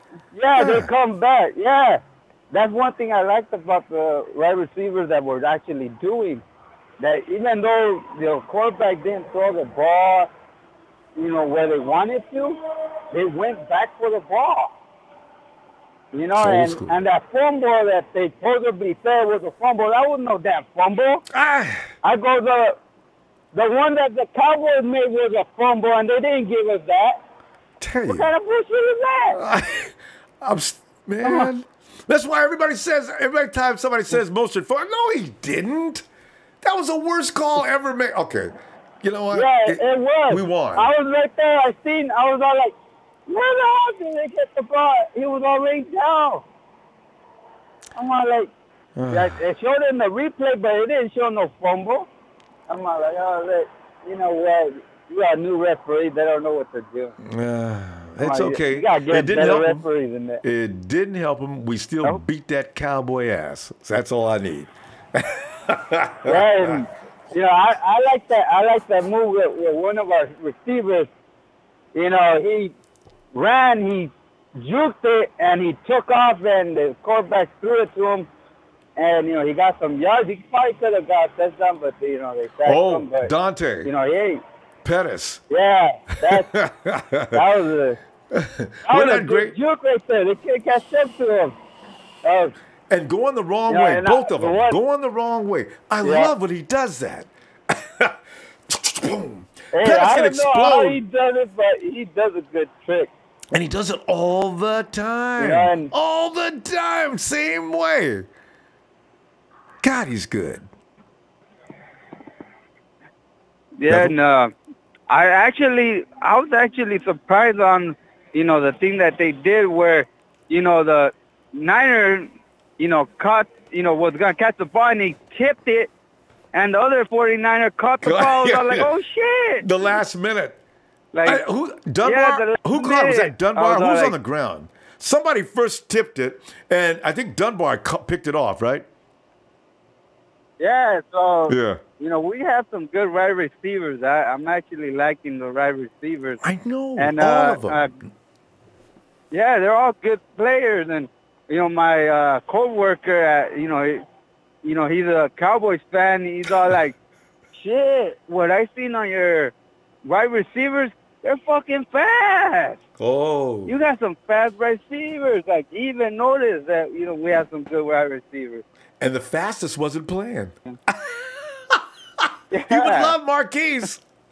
Oh, man. You know, the guy that was actually next to me was saying some of the right receivers, hey, you know what? Sign him up already. Give him a deal.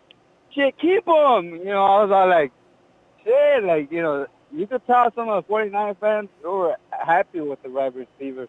You know, how, you know, they're doing certain stuff that other receivers usually don't do. I know. They're well-trained, and they a got lot skills. Of receivers, yeah, because a lot of receivers, when they go for the ball, some of them give up.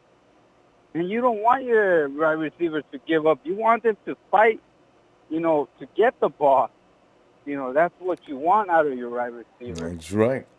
You know, one thing I do worry about Dante, though, I did say him check out of a pass that he should have caught because of he felt that defense coming in on him. I do still worry a little bit about that. He missed one that I know he pulled up because he heard that defender coming. And then other times, he looks like he's not afraid of contact, so I'm not sure what's going on in his mind. But he is so talented. It's probably hesitation, maybe. He still has that little hesitation where he's probably worried about something, and when he sees that he should not be worried, he'll be okay. Yeah. Yeah, you'll be okay.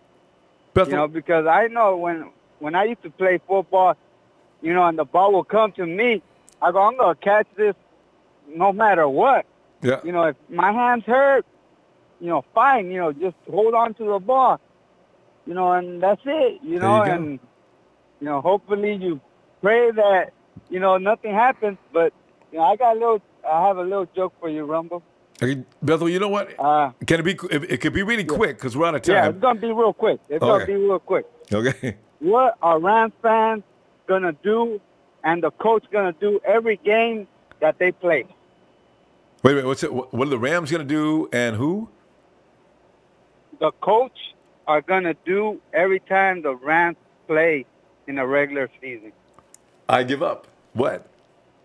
They're going to be praying nobody gets injured, because if they do, that's it for them. They're not going to be able to hire anybody because they don't got no money. Who they going to get? They're not going to get nobody. And they got a double problem, too. They don't have anybody in their second string is kind of weak, too. That's their problem, though. Good joke, Bethel. So I'll tell you what. Let me see you tomorrow, okay? It's over if somebody gets injured. Yeah. But have a good day and love what you do, Rumble. Thanks, Bethel. You know, all right, and let's go Niners. Yes. Have a good night, Bethel. All right, Rumble. Have a good night, Rumble. You too. And we go to area code is 954. Hello, 954. Is that me, One Clyde? Ronbo. And what is your name? One Clyde. Clyde. That's my name. Did you say One Clyde? One Clyde. That's what everybody knows in San Francisco. You know, 49er Nation. Am I saying it right, Empire. No, am I saying it right? One Clyde. One Clyde. Yeah, that's the screen name. Oh, it is it? 954. Hey, all right. Way on the bottom of the map, Ronbo. Hey. So One Clyde. But you know what? Pleasure. Go ahead. Hey, same goes here. It's a pleasure, Ronbo. First time on the show. First time. And I respect you for everything you do, you know? Thanks. I love your show, man. I love your show. Appreciate it. I got to tell you that. I love your show. Oh, thanks so much. But, you know, I hear a lot of people talking about Jared McKinnon and, you know, what he can and what he can't do. You know, what I feel about that is Jared McKinnon, I might not feel like he's a feature back, and everybody else might not feel the same way. But you know what? Kyle Shanahan, that's what he does. Yep. He's about depth. Yep. He's about getting the right players. Whether it's speed, power, or whatever it is, he's about getting the right players for the right job. So I feel Jared McKinnon. Alfred Morris is he'll be a good pickup. But when I really sit and think about it, and everybody else, every 49er fan should think about it too, Kyle Shanahan knows what he's doing. Yep. He's proved it in and out. You know what I mean? Ronbo, he's proved it. I agree. With the Falcons, Redskins, he's proved it. So I feel Browns too. Did a good job with the Browns. Browns With the haven't won Browns, as many too. games since he left since then. That was years ago. But see, a lot of people forget about that run too. Yeah. A lot of people forget about that running. But at the same time, you have to let everything play out. You know what I mean? Mm-hmm. We have a lot of depth. So all of these signings that we have wide receiver depth. We have running back depth. You ask me, we got Jimmy G, but we have quarterback depth. The C.J. Beathard, Nick Mullins, we already know what Nick Mullins did. Okay, one game. True. You know, he flashed his skills, but at the same time, we already know what our quarterbacks can do, back up third string. Mm-hmm. We have depth. And what the tenure they have, 6 years, that plays out for depth for as long as they're going to be general manager and head coach. Mm-hmm. So I think a lot of people need to, as 49er fans, we need to come together and, like you've always been preaching, have faith in the empire. That's what we need to do, Ronbo. Mm-hmm. We all need to have faith because that's one thing that I believe in is the 49er empire, because at the end of the day, the one who calls the shot is John Lynch, a Hall of Fame safety, and Kyle Shanahan, who's going to be a Hall of Fame coach with the 49ers. Mm-hmm. Mind you, let me point that out. He's going to be a Hall of Fame coach with the 49ers. But the other position was, I'm not going to say position. I'm going to say when it came to the draft, everybody was talking about we need pass rush. But, hey, it was preseason, Ronbo. It was preseason. They're still talking about it, but it was preseason, Ronbo. But look at it like this. The little flashes Solomon showed, what everybody's like, yeah, he plays best on the inside. He showed good flashes on the end. Mm-hmm. I'm not the only one that can agree with that. No, I'm full once Solomon again, Thomas fan right now. Yeah, I was, Ronbo, I was so shocked and hurt when I seen Solomon went out. I know. Because I'm not going to lie to you. I was one of the ones that was like, okay, Solomon, why are they still playing him at DN? You know what I mean? Right. But he showed good flashes at DN in preseason. And it was just preseason, but preseason is where you show what you got. Mm-hmm. And he showed what he had. And he's playing with the but ones. He got hurt. Yeah. Right. Yeah. Exactly. So if everybody just, you know, take a chill pill, you know, like they say in the 90s, take a chill pill. Everybody sit back, relax, and leave everything to Jack, which will be Kyle Shanahan and John Lynch. Everything will work out the way it needs to be. Mm. You know what I mean? We have depth at cornerback, safety, linebacker. I'm still waiting to see Fred Warner. I know, right? When I watch everybody is. He's making us wait. I wanted this. Yeah, I wanted to see Fred Warner so bad. Oh. But I mean, hey, maybe in a few more games we'll be able to see him. But you know what, Ronbo? 2 weeks. I have faith in the Empire. Maybe 2. I think Fred Warner will probably be back. I think they'd say if we had to play a real game right now, Fred could suit up. They don't want to take any chances.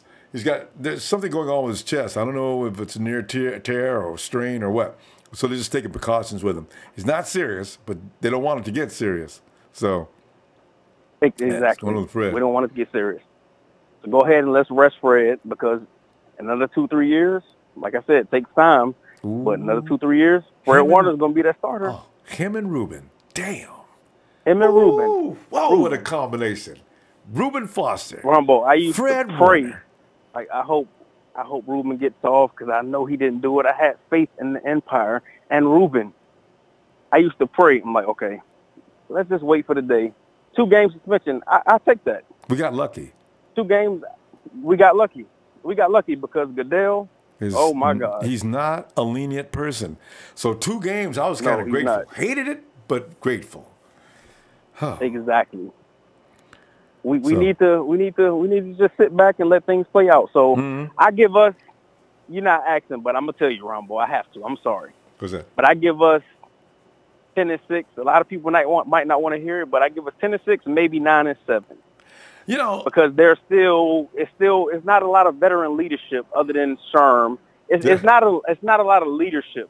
Jimmy, everybody is still young. 2-3 years. One side, you got to give Jimmy G credit for being. He proved last year when he came in that he has straight up leadership qualities. He rallied that team together, got them on the same page. It's like he took into like the soldiers at 300. There's only 300 of them, but they fought off a huge army. They would not give up. I'm telling you, Jimmy G, his little young ass has got some leadership quality. And you got Sherm over on the defense. This team is, as far as leadership goes, oh, they got leadership. Because none of those guys want to do bad for Ronbo. Jimmy G. Exactly. They look up to him.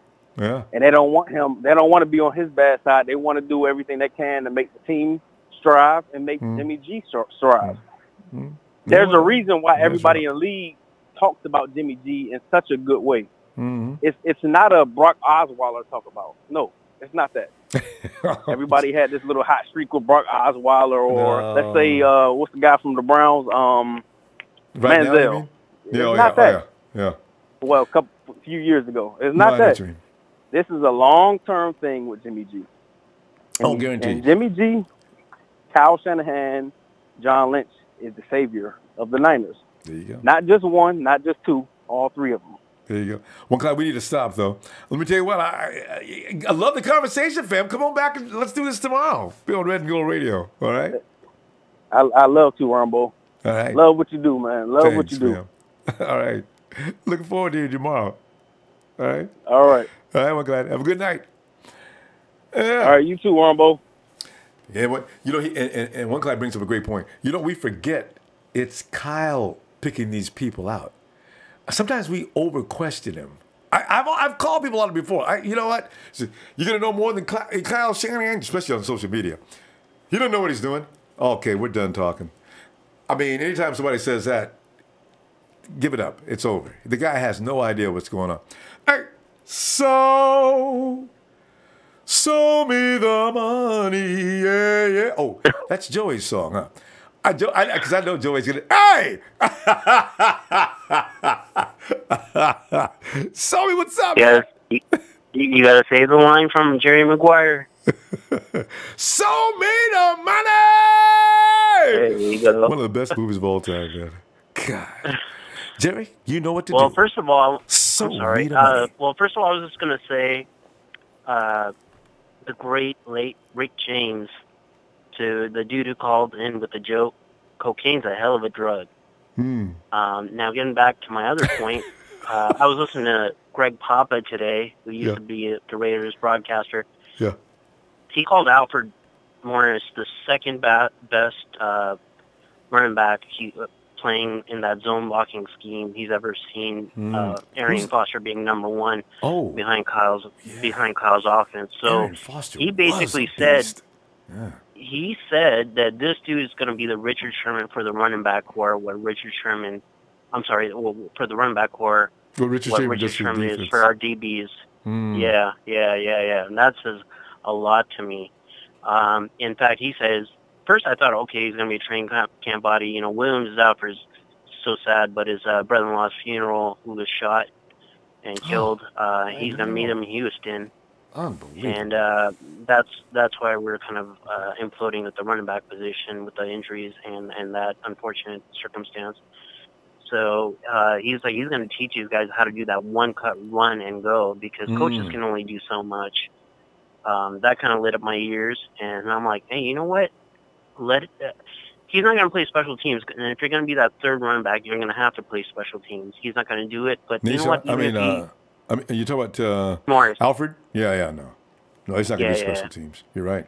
Yeah, but if he just gets through camp with them, the last few preseason games, and teaches them exactly how he runs it, because apparently he ran it really well. In the first 2 years of his career under Kyle, he ran for almost 3,000 yards and a pretty good yards per average. Yeah, so the dude knows what he's doing.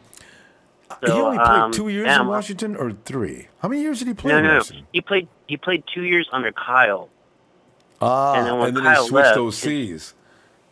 Right, his stats diminished right when Kyle left. So isn't it amazing how some guys just fit in certain running schemes? Yeah.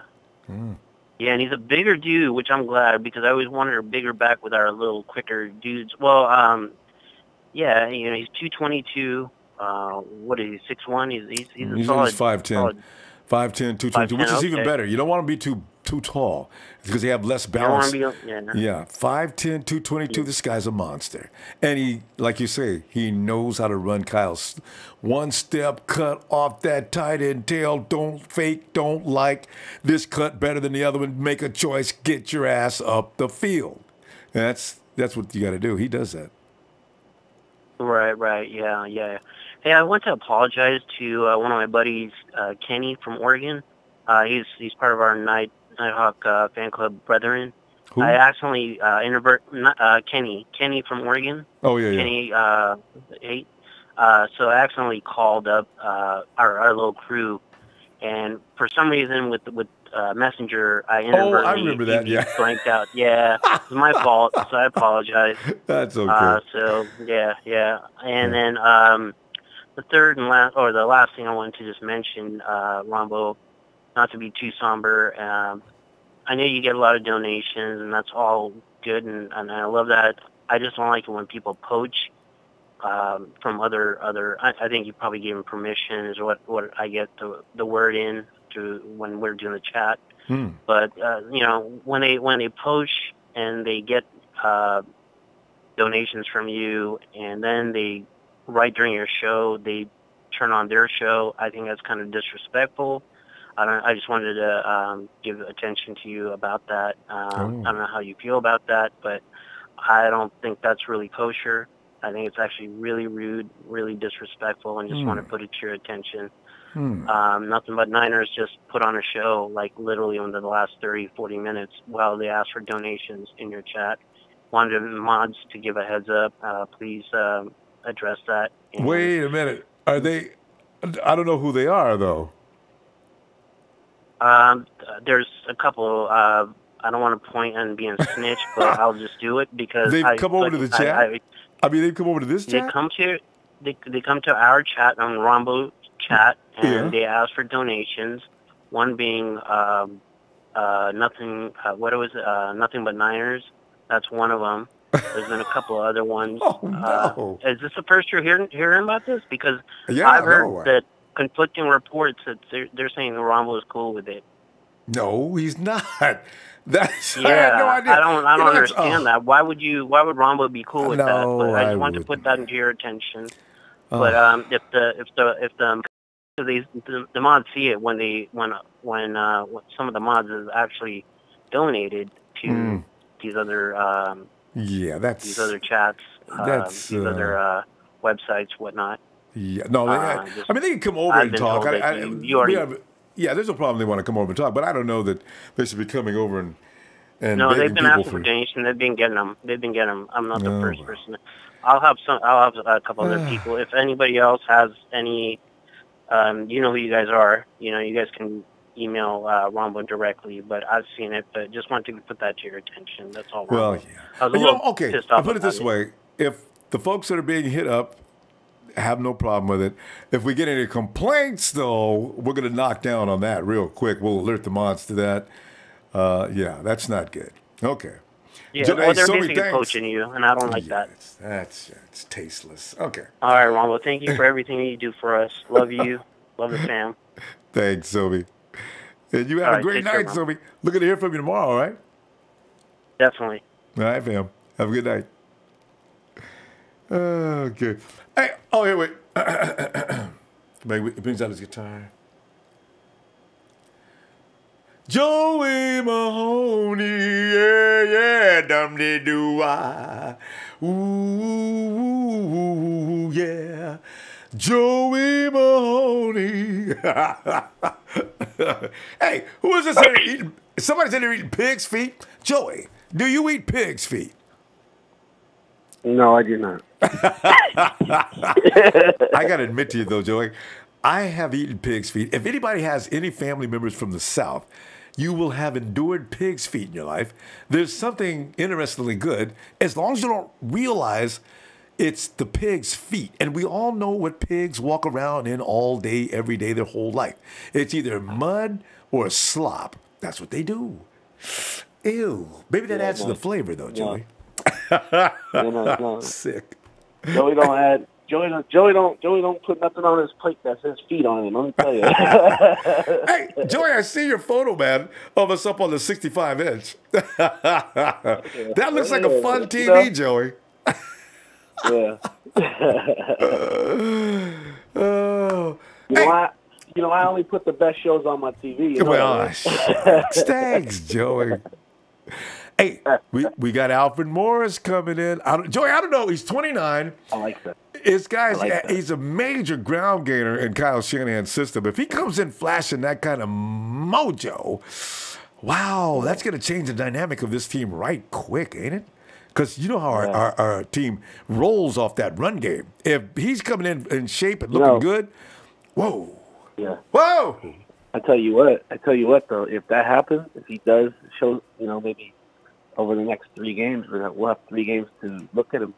If that's the case, I'm going to tell you right now, Ronbo, that one of these next 2 running backs are going to be out. Joe Williams or Mostert. I don't see them keeping one of those 2 guys. How about the other guys? He comes in. There's a bunch of other ones. So you're saying because the other guys, you're just saying, just forget about them right now. But the guys that are on the closest to you. I'm saying my McKinnon, the lock, Breda. Even I don't give a damn what Big Show says. He's a lock. And then you have that 3rd running back spot, and then that's the one that they're really battling for, because I don't know how many running backs are going to keep on the table. So are you going to keep 3? Are you going to keep 4? What are you going to do? So that's what preseason is for, is to see who makes the team, who doesn't. But Joey, you don't call a 2-time All-Pro running back and a guy that's like famous in your system. You don't call him over to make him sit down. I can't wait to see how this develops. This is exciting stuff to watch. Yeah. Oh God. That means though, Ronbo, that even though he had a good game last week, the guy McNichols, I don't see him making the team with the signing of Alfred Morris.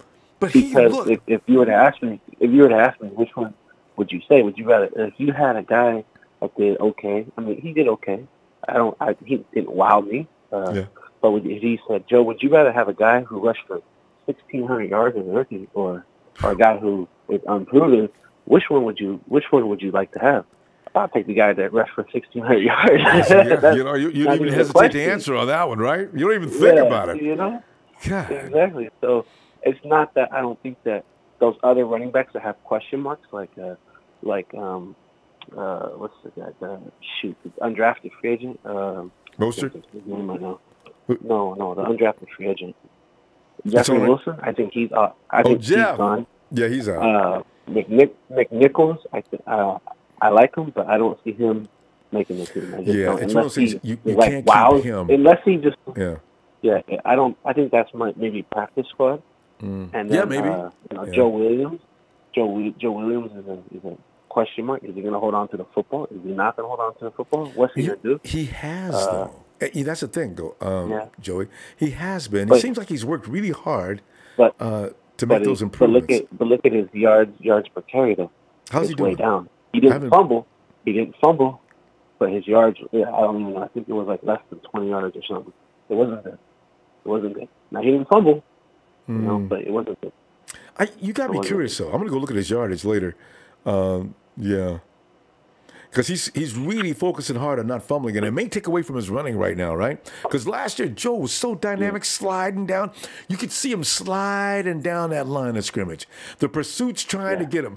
Joe's moving right past him. He's going for the sideline.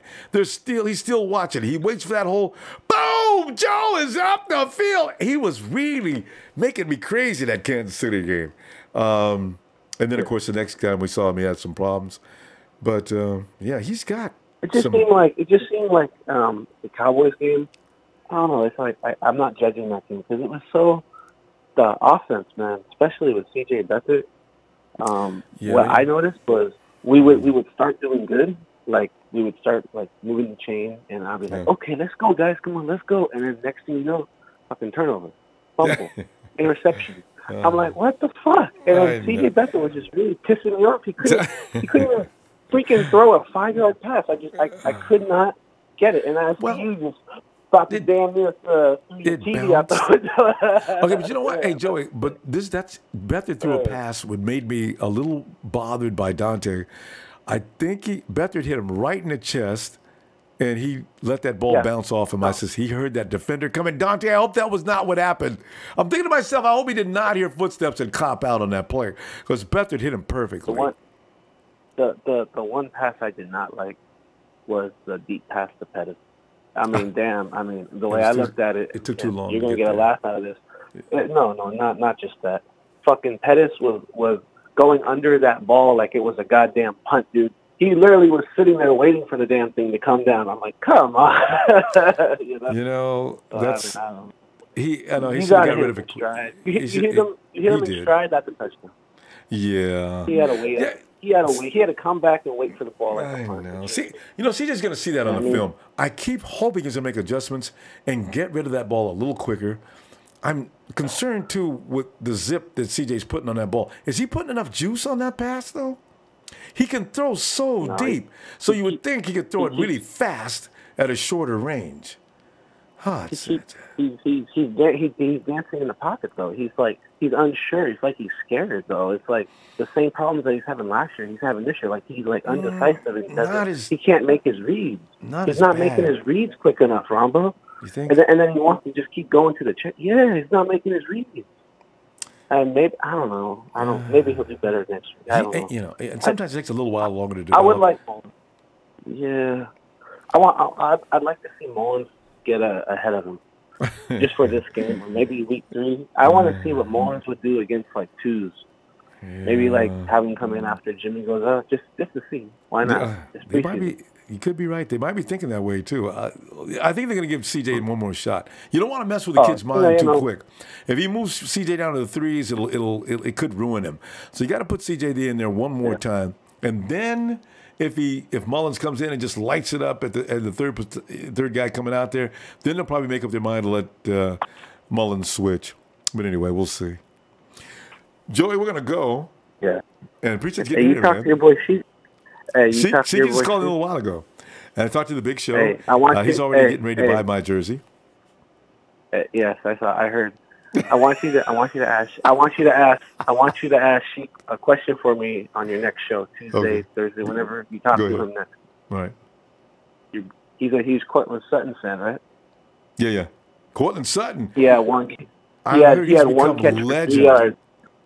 What? Yeah, one catch for 3 yards, Ronbo. Hey, why were the announcers talking like Sutton is just lighting it up in Denver? One catch? Same old sorry ass Sheik. No. Joe, you can't call in and give Sheik a shot like that. Oh my God. Hey, I will see you later. I'm hanging up the phone. I gotta go. We'll see you, Joey. Have a good night. Oh my God, Joe, man, took advantage of shit. Good night, Joey. Come here. Let's get Bashar in here. God, man. Bashar. Let's get ready to rumble. What's up?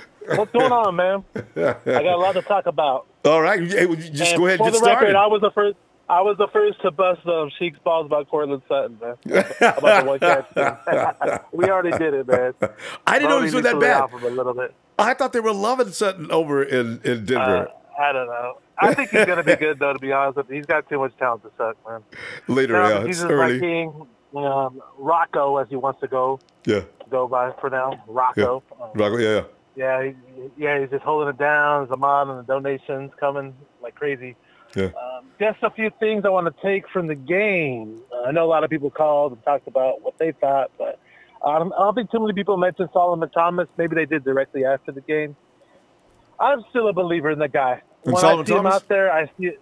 Yeah, that injury was unfortunate. That stupid freaking cleat of Sheldon Day's idiot should have fucking had his foot going the other way for all I care. Damn it.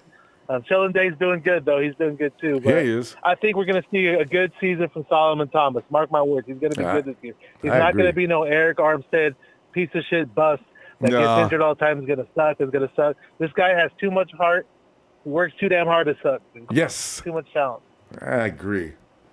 I love him and Buckner together are going to be a force. Oh, yeah. And, of course, looks like we probably have a steal in Julian Taylor, so the more the merrier. Yes. And Day got another sack in camp today. Day looks good out there. I like Sheldon Day. Other than that stupid cleat of his, but yeah. yeah. But Solomon will be okay. It's not serious. Yeah. Yeah. And then Brazil was telling me, but if you draft somebody number 3 overall, he's got to be the foundation of the team, bro. You know what? On that, Bashar, I just want to say this. You know, if they drafted me at number 3 or anything like that, 3 or 4, anywhere in the top 5, I would say, I want to decline. It's too much pressure. Can he tell him I'll come in at number 10? I mean, people don't give you a break if you come in the top 5. I think Solomon T's doing a great job. He can't get no love because he's number 3. It's not fair. And when he does maximize his potential, do I think he's going to be a number 3 overall pick type caliber player? Okay, I'll defer. He probably won't be, but he'll be pretty damn good. He'll be good. Yeah. And think about it, that draft was a kick-ass draft. You know, we had players like freaking 7th round for producing. So, and we got Reuben Foster in round 1 at the end of round 1. So we're not gonna. Who was next after Solomon T? Who was drafted after Solomon T? You mean? Yeah. Who's number 5? Okay, 4. Oh, who was drafted after Solomon T was Mitch Trubisky, right? Mitch was number 1. No, he was number 2. Yeah, he was number 2 actually. Yeah, 2. I forgot it was that before. Yeah. I'm going to go check that out. I want to know how well the guys are doing that got drafted after Solomon. Because that's you bring up something that should be investigated. Is the shots being taken at Solomon T, are they warranted? I'll have that information ready in a minute. Okay. I mean, Robert Saleh already said he's been looking much better as a pass rusher in camp. He looked good against the run last year in the game, so I'm not too worried about Solomon. I'm just not. Wait, Bashar, I've got it. What's up? It's Leonard Fournette was after Solomon Thomas. Fournette did a good job. Okay. Corey Davis, the guy I wanted. Corey Davis has not had a premier season yet. Okay. Jamal Adams he's been the backbone of that team. Mike Williams of the Los Angeles Chargers at number 7. He's trash. He's not doing a thing. He can't stay healthy. Christian McCaffrey, number 8. He's okay, but he's not raising hell. John Ross at number 9 can't stay healthy. And Bashar, please tell me how you feel about Patrick Mahomes. I am so sick of people overinflating the Patrick Mahomes pick. Like he's a second coming, and somebody said he's equal to Jimmy G or maybe better. Potentially? No, what? Hell no. What? Did you read about how bad he was doing in the practices? Yes. Like, freaking through like 6 interceptions or all kinds of... Yeah. They jumped the gun with that. They should have held on to Alex for at least one more year. That's what I say. The Kansas City did that. I like Pettis in that game on that one deep pass. Everybody liked what they saw in that. That showed us a lot.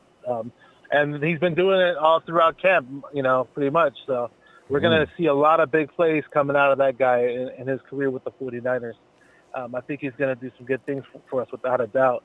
There were good things and bad things in that game, but as Nathaniel, who was on here on the chat earlier, likes to say, it doesn't matter because it's just practice. Nathaniel Hurley, yeah. Hewley, he always says Hewley. He always says preseason games are just practice. I like to watch the games, though, because it's Niner football at the end of the day. It's not a real game, but you get a glimpse of what's going on, Absolutely. Alfred Morris, we got our bruiser running back, right? Wow. We got our bruiser. And the perfect... Big show, they did not just bring him in for depth purposes. You bring him Sprout for depth purposes. This guy has actually done something in the NFL. Just to clarify. And he's the author of the, what do you call the guy who just makes it work better than anybody else? Alfred Morris is Kyle Shanahan's premier back. So this is going to be interesting to see. I can't wait till this weekend. Wow. Now, is he going to be the 1,600-yard guy he was his rookie season? Probably not. Yeah. But somewhere near that, If we get 80% of what he was with Washington, I'll be happy. And it'll work just fine in our offense. Yeah. I just hope he's been keeping in shape. But, right, as I say, this is his offense. This is what Alfred Morris does. If he gets us 1,000 yards, I'm satisfied. Because you've got Jared McKinnon to put in space, and when they start getting him warming up and rolling, it's going to be crazy out there. Definitely. All right, Ronbo, I don't want to take up all your time. It's a long show for you, buddy. Like the Sheik says, hit that like, hit that share. Ronbo's going worldwide. He's got the internet unlocked. Twitter. That hurt my voice, man. All right, I'm out of here. Thanks, Squad Night on Fan Club, Niner Empire all day. Ronbo. You have a great night, Bashar. You too. And I still see the conversation of pig feet is still rolling. And it's pretty much, and Daniel Serrano is a pig feet fan. Visit, hey, Bryant, come on in, Bryant, the famous Culp family. Thank you. Thank you very much for taking my call. I don't mean to take, I know it's 10 o'clock, but it is awesome. Late. Very awesome. All right, so I'll be really quick.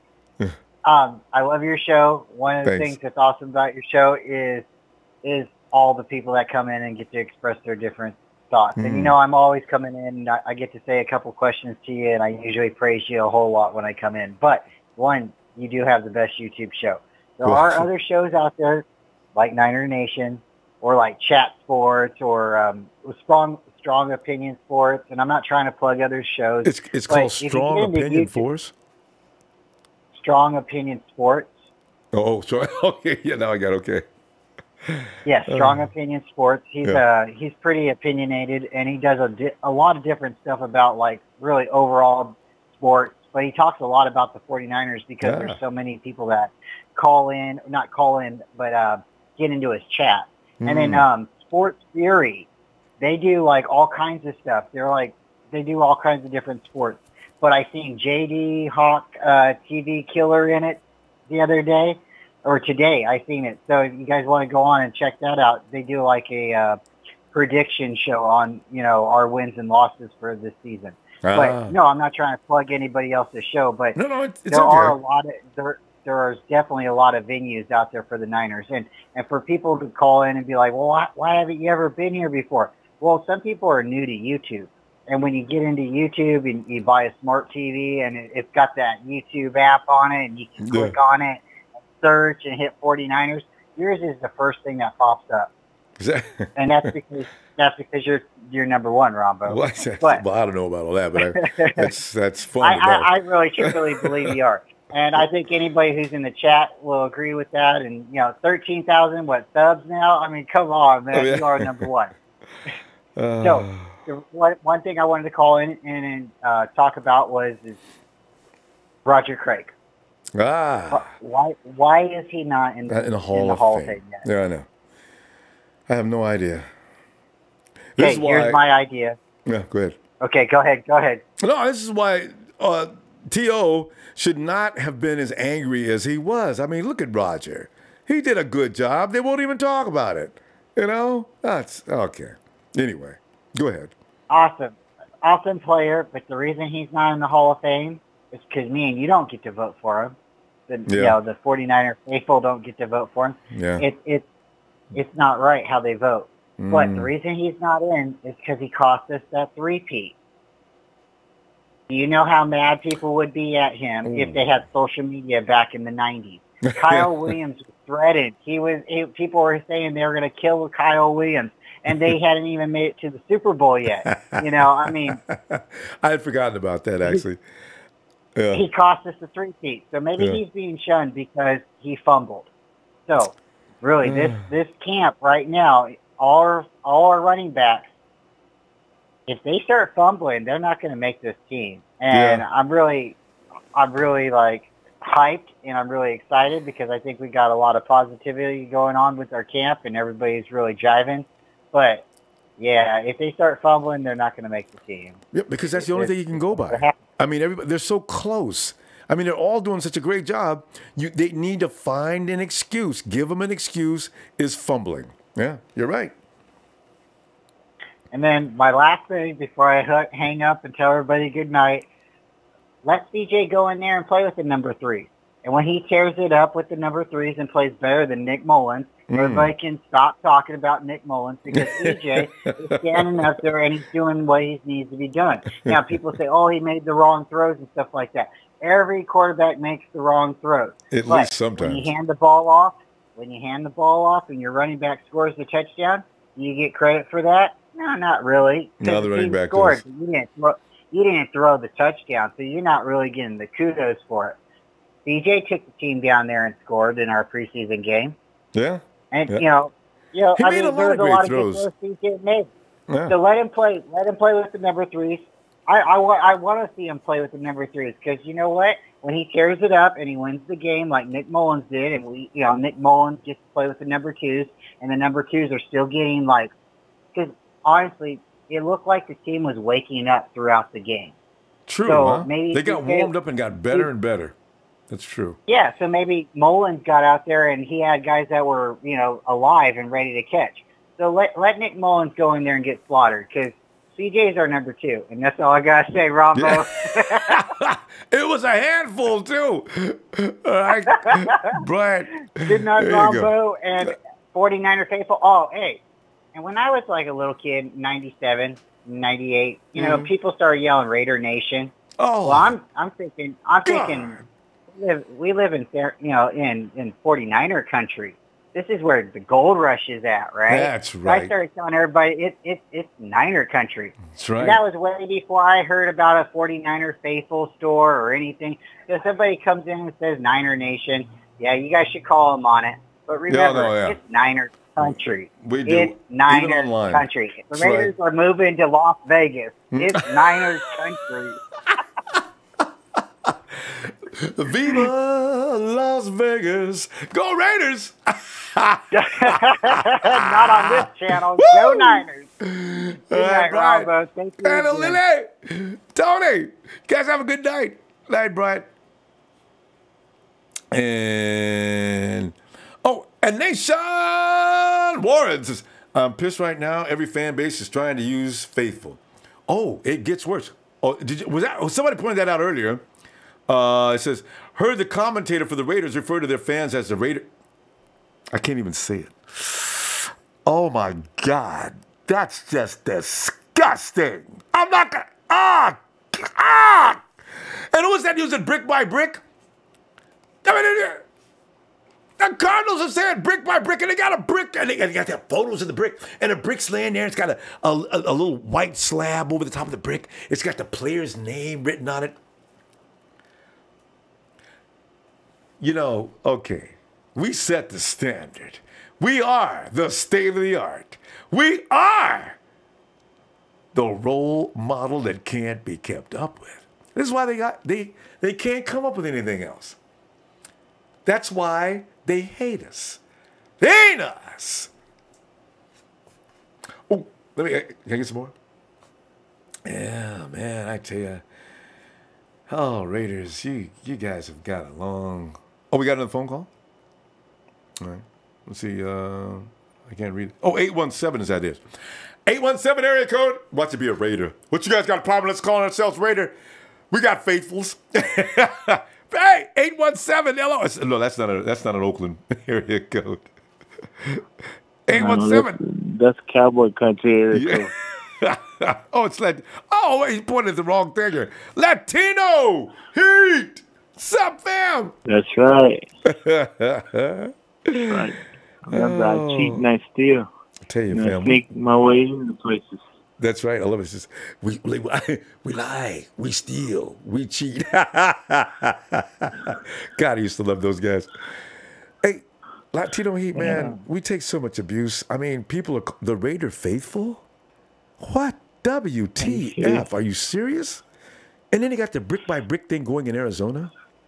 We can't get no respect, fam. People be trying to do us. So annoying. That's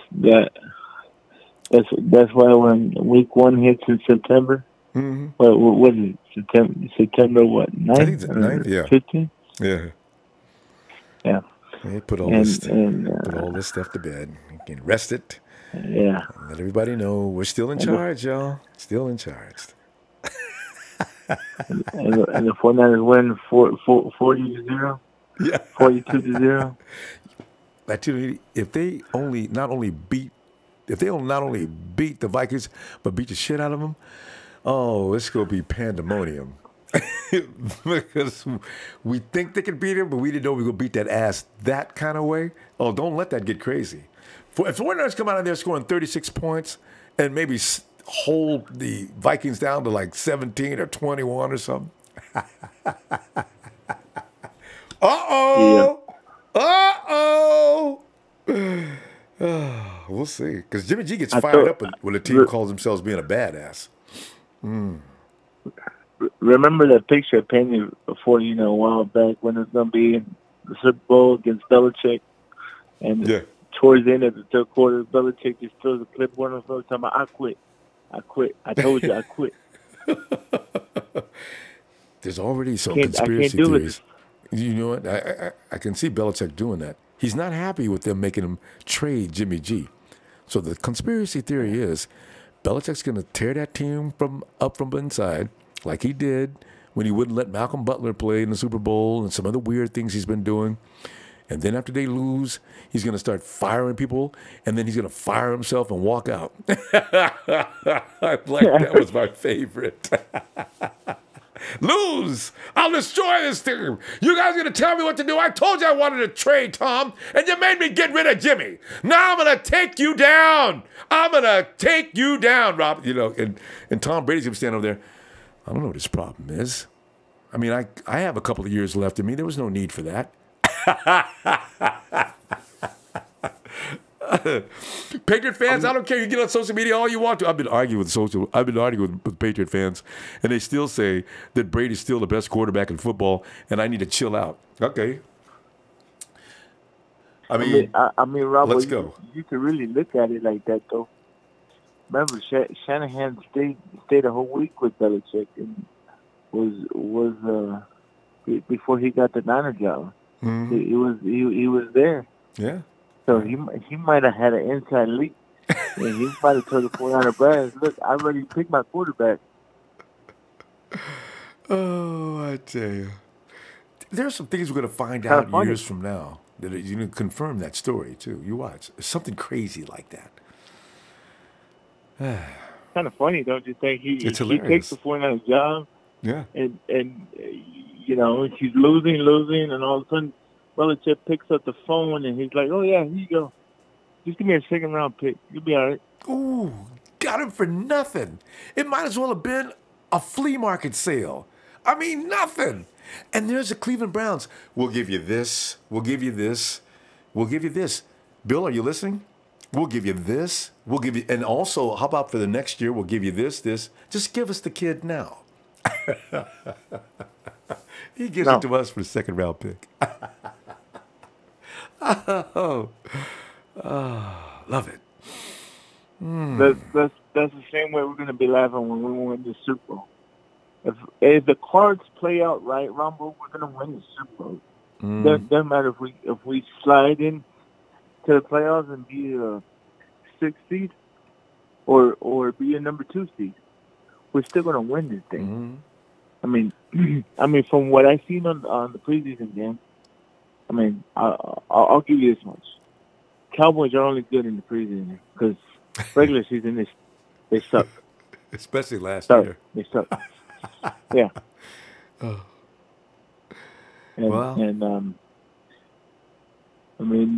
That's the only way the Cowboys are good. I mean, Jimmy G could have tore up that defense.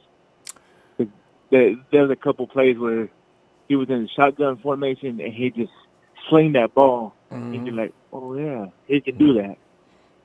We said the same thing last year. People making judgments about the first string. Last year, remember they was getting ready to cut Carlos after the first 2 preseason games, because Carlos was having a little trouble. All he's doing is running into the back of his own guys, and that had more to do with the offensive line than it did Carlos. Brian Hoyer was looking like ass, but Brian Hoyer continued to look like ass for the rest of the season, though. So we can't say anything about that was true. But some of the other guys were messing up. Marquise Goodwin was having a terrible time. And everybody's, they're trash, man! Cut all of them! You can't get nothing going playing 1 or 2 series. So not too much is being said about that. In the third game of the preseason, they'll get to play a little longer. Okay, now we are open to make these criticisms. So we'll see then. Yep.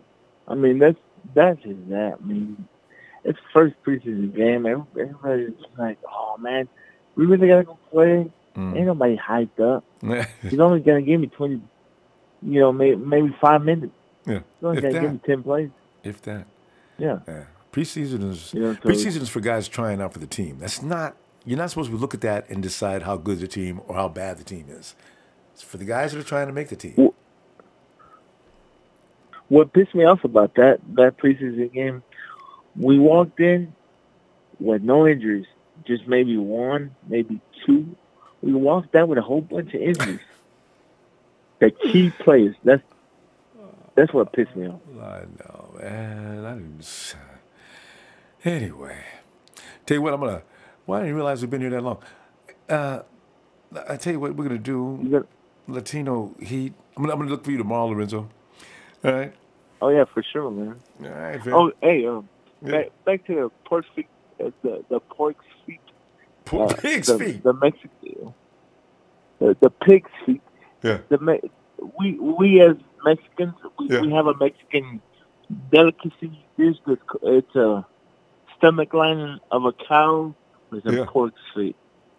It's called menudo. Yeah, menudo. I've had that. And you drink that the next day if you've been drinking too much. Oh yeah, I've had that before. That'll pick you up from nothing. That's so delicious. I was gonna say, and it tastes great. All right, Lorenzo. See you tomorrow, fam. All right, man. You take it easy, bro. You too. Yeah. And Anissa Valenzuela, she says Patrick Willis should be a one ballot. He was like a 7-time Pro Bowler, 6-time All-Pro, and he only played, 7 years? I know, right? Willis. I look like I'm a D cup, huh? Yeah. Oh, and Rhodes Matheson, fam. Anissa's name is Dave. You guys always got some comedy going in this chat.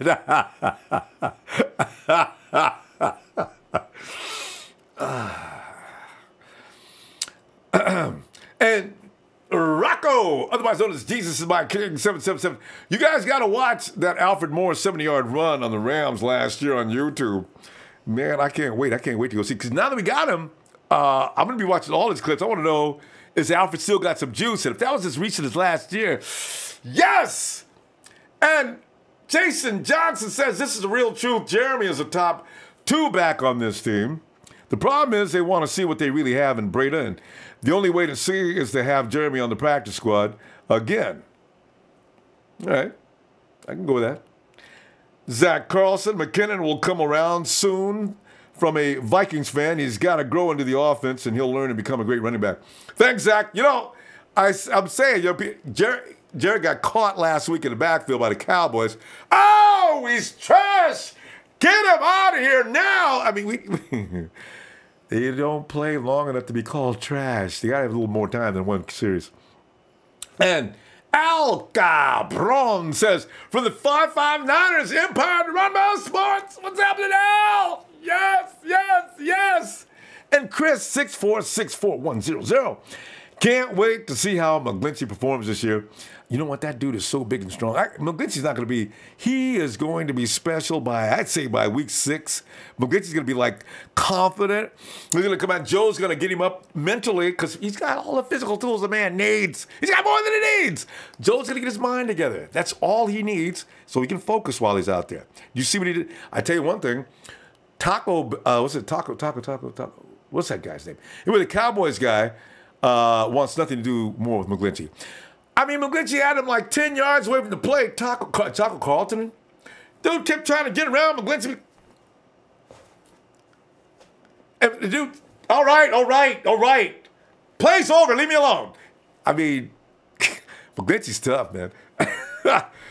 Mr. Joe Pappy, I need to call in soon. I've been listening a year and a half, and I like new callers with different opinions. More callers with less time to babble is how this show can get even better than it already is. Should we cut down the time? Sometimes. Well, we'll work on that one. Jason Johnson against his 49ers not going to give Jeremy McNichols enough carries to really make a difference. He will have to get guys will have to get hurt to really show how truly talented he is. Man, I tell you, that run impressed me, though. That run against the Cowboys, I thought that was special. Cool hand Luke. Morris averaged 4.8 yards per carry with the Cowboys last year. He is an extremely hard-working, humble family man. I don't think you will be disappointed. This from a Cowboy fan. Hated to see him cut. We got Cowboy fans coming in endorsing players that they used to play with them. We got a Viking fan coming in. Listen, guys, when you get a chance, go on over to a Cleveland Browns site and tell them how much you miss Carlos Hyde and how good a job he did. You do that for Carlos. I'm going to take my own medicine. I'm going to do it myself. Dustin Marys, hey, Ronbo, what is the injury update on Garcon, and will he be back in week 1? Dustin, I hate to tell you this, but Garcon is not hurt. I'm trying to figure out why he's not getting any receptions in either practice. He didn't get any receptions during the Cowboys game. Was he locked down? Our team's focuses on that makes Garcon a serious number 1. If teams are locking him down, thinking they're going to stop the 49ers, that's a good thing. Because that means, Marquise Goodwin is going to go nuts. Are we done here? Oh, and the guys are saying goodnight to each other. You guys know we're leaving, huh? Rose Madison says, "Night, Rocco." What was the name of that show? Night Billy. What was that? What was his name from the, what was that family's name? Goodnight who? I used to love that. You know what? We should go. We've been here for a long time, guys. I'm going to go ahead and check out now. Red and Gold Radio tomorrow. Hey, should we finish this out? Brandon Yarber says, I asked you this because on IG about the Vikings game, I got 100 on it. Well, how do you think we're going to do? I asked you about IG about the Vikings game. Hey, Brandon, you talking about you got $100 on the Vikings game? I think the 49ers traditionally come out in the first game and just really just raise hell. If everybody's healthy, I see the 49ers doing a great job. Is Rose on the phone? Okay. And is it Dro Smoke? Hey, Dro Smoke, what's up, man? Rod Simmons says, hey, Ronbo. Huh? We lost him. He said, I'm calling Kendrick Bourne K-Bud. I like that. Peter Griffin, Alfred Morris was a good move. Every team is stacked with these monster players. All we got is speed and Solomon Thomas, who was a... Solomon Thomas? Peter, you think he's a fail? Alfred has some good meat on him. Alfred has some good meat on him. Good move. Okay, Solomon Thomas, though, I think he and DeForest Buckner together are going to be one of the best tandems in the league. I really do. Because did you see what they had double-teamed on that play to get Dak? That was beautiful. Unfortunately, Solomon got hurt. But those two together, along with Sheldon Day and Julian T. I call them the T brothers. Julian and Solomon. That's going to be a tough act to follow. We'll see, Peter. We'll see. Tongan Man, 78, our San Francisco 49ers players and coaches need to be humble and improve this year. And I say 10-6. Go Niners, brick by brick. Niners faithful, I believe. Quest for 6. Quest for 6. And One Clyde, there he is. Hey, love what you do, man. Thanks, One Clyde. Looking forward to talking to you again soon, man. And Jeff Tarrant, what's your favorite Michael Ronbo Jackson song? Woo! Hey, you got to get Beat It for sure. Because, see, beating everybody this year is the plan. Beat it! Beat it! Don't it? Oh, I can't. I'd have to stand up to do the whole move. I know you're waiting for you to stand up. You got to get up pretty early in the morning to fool the Ronbo. Probably around 11:30. Surge! here tonight just to hit that like. Ah, thanks, Serge. And I'm off to bed. Good night, Serge. Was that Fran Ronbo 49ers? Love it. Sir Garcia says, I love this show. Sir Garcia, thanks, fam. We appreciate you, man. Chris Scott, what's Hood Empire? And King Sir. Ronbo, have you got a chance to contact Tony? Tony who? Get back to me on that. J-Ron, people like... Wait, let me see. I like that. J-Ron says, we were talking about players we want to get, right? And everybody was talking about we're too small and too little and too this. J-Ron says to that, people like big, sweaty men. The reason I'm still in the league. Especially if they haven't bathed. There's something manly about a man's smell.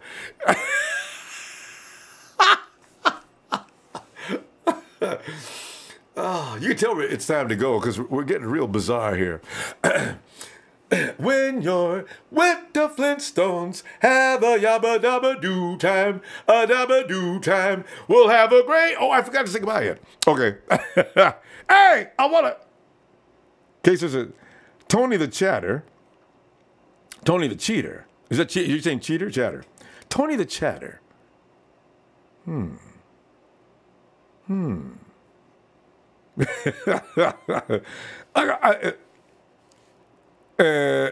Hey, Gohard was saying some things earlier that had me laughing my butt off. Where has my guy been? Last time we heard from him, he wasn't feeling too well. Tony Orton? Oh, yeah. Yeah, you're right. He had that bad cough. And then Daniel Serrano, you said what I was thinking too. Tone. Face God, no. A stream for the Ravens versus 49ers, no. Super Bowl? Anyway, guys, I'm going to go ahead and say goodbye. And, hey. The mods squad. And Rhodes went to bed. Oh, that's poor Rhodes. Rhodes, thanks, fam. It's so late. You could have went to bed earlier, man. We didn't have you out there that late. Hope you don't have to get up too early. And, of course, Jesus, my king, holding down. Daniel Serrano, Jay Run, still hanging out. Anybody else? That's everybody, huh? Yeah? Thanks, guys. And, of course, the man in charge. Jesus is my king, 777. Yeah. Good job, guys. And, hey, don't forget. Hey, whoa. Don't forget to hit the like, because and the like, please. I collect likes. I really do. Let me do the... When the Flintstones have a yabba dabba doo time, a dabba doo time. Wait, gotta have Fred put the cat out. Boink. We'll have a gay old time. Cat puts Fred out. Boink. Wilma! Boom, boom, boom, boom. Wilma! Well, you know, Fred should have done it. Wilma would have woke up. 9